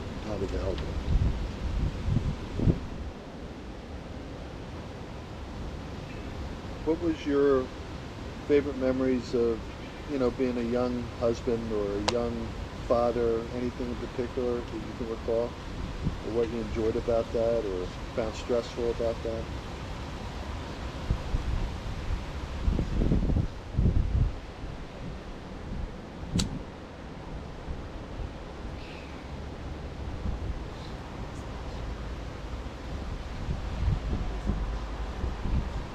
Like this answer because it's hard for me to think of one issue. I really was so proud of all you, really. In Rob's situation, the fact that he was able to have enough backbone to solve his addiction problems, very, very commendable. The guy sitting next to me, a similar statement could be made. which I won't go into unless you want me to. No, that's okay. Well, the fact that you had a similar problem and resolved that you would never partake again, and got the treatment you needed, and as far as I know, you never did partake again. I haven't. Extremely important points, obviously. The other point is that when We're following the shade. What's going It's on behind there? you now. is that when you're, you know, it's funny, all this time I had no idea that was going on back here. It just happened. Is that all the time that neither I or your mother was available because of illness or my working or whatever, but your contact with us had to be very minimal. And even when your mom wasn't being in the hospital or in active treatment, she obviously couldn't do everything that she would have normally have liked to have done. That you three were able to survive very healthily and doing everything that we were proud of and not getting in too much in the way of trouble, and ended up as successful as you did.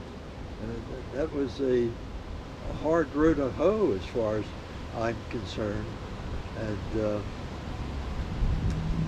I can remember being in the office late in the evening, and then for months on end going to the hospital and sleeping in the hospital all night. How you kids survived, I really have trouble remembering exactly how you did do it, other than the fact that you or maybe Pam served the purpose of being good role models. Maybe I've repressed that from my memory, but I can't quite remember how you took care of yourself so well. Who was there to help you? I don't remember anybody, but you did well. So that I'm very grateful for that. That sticks in my memory. Your first wedding, how many people were there and where was it? It was a place between Chestnut and Market at a little synagogue on 63rd Street in West Philadelphia. How many people came? It was very small. It was just my neighborhood basketball buddies who served as my friends and my ushers. Laurie was my best friend. My mother and her family, not my father or his family. And there couldn't have been more. My best recollection is maybe 20 people. Not the cousins, were they there? No, I can't remember anybody from my father's family being there. You've got to not only know that the bad feelings vis-a-vis me and my father, but Pauline did not like my father at all. As a matter of fact, the feeling was as close as she would ever get to hating anybody. Excuse me. So, was it 10 people? Was it 50 I think it was people? more like 20. I'm guessing that. Was there a rabbi? We had a couple of pictures. I think we had 3 or 4 pictures. I just remember, let me take my cough drop out. Sure. I just remember that the only pictures that I can remember showed me and Laurie, Pauline, and one of my friends by the name of Bob Mandel. What were you going to say? Was there a rabbi? Yeah. If you remember whether he was tall, short, black, green, or purple, I don't remember him or her at all. Did they have a band? Huh? Any music? No. No holding people on the chairs? Nothing like that. It was just a 15-minute ceremony and goodbye. We didn't have any money, Ben. Well, I assume mom's parents paid for that, right? Because that's the Yeah, tradition. yeah. I'm not so sure they were alive. Sure they were dead. 1951, mom's parents? Bubby and Papa? Bubby died. Bubby died in '77. Papa I'm died thinking of my grandparents. Yeah. Remember, the convention is that the bride's parents pay for the wedding.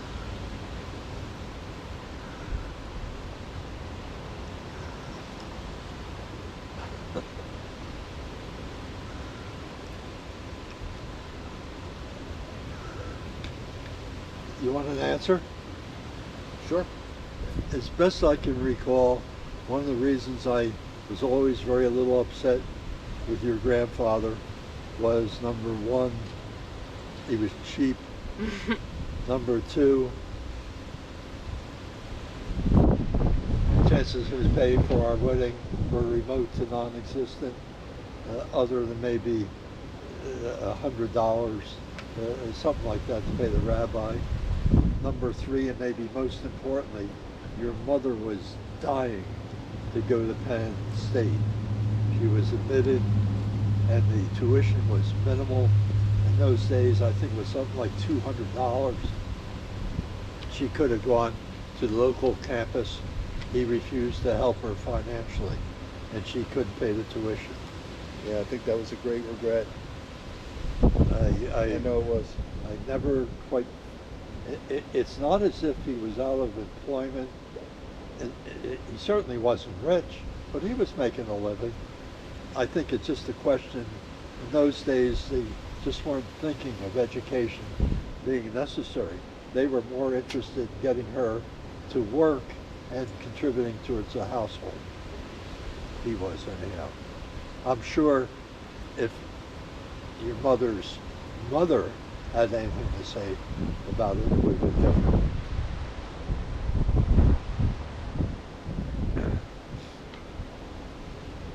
Was that responsive? Yeah. Since you had a small wedding, what was it like being on the chairs at our wedding? Your wedding was marvelous. Everything about it. Except Easy for him to say. He paid for it. I remember hearing what the amount was, and it shocked me. How much was it? They quoted 50, and I think it ended up being 60. In those days, that was a lot of money. That's It a still lot of is. money. It still is.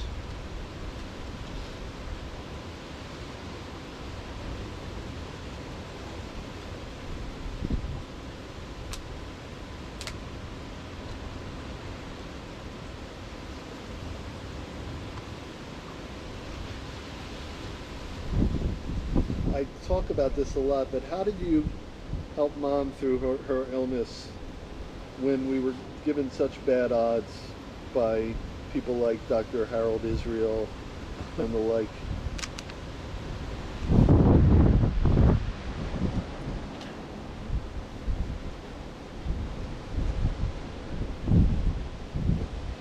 That's too uncomfortable. You don't have to answer it. No, I'm just trying to think. Nothing makes me uncomfortable. I'm impervious. I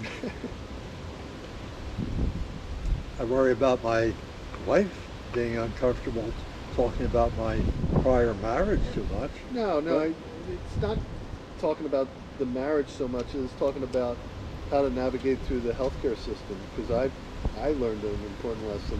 Okay, as long as you promise not to ask about our sexual life. I promise not to ask you about your sex life. Um,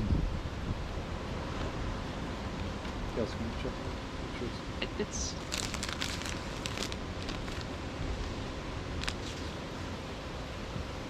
How did you? that's hard to talk about, you know.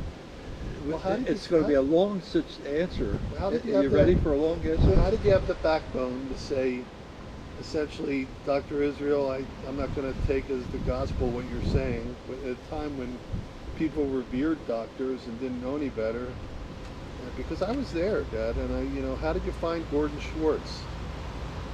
Well, Explain that, because it's to an important understand it's it- an important lesson for everybody to learn. to understand it, I consider what he was saying a bunch of bullshit. That was not the issue. It really wasn't. The issue was,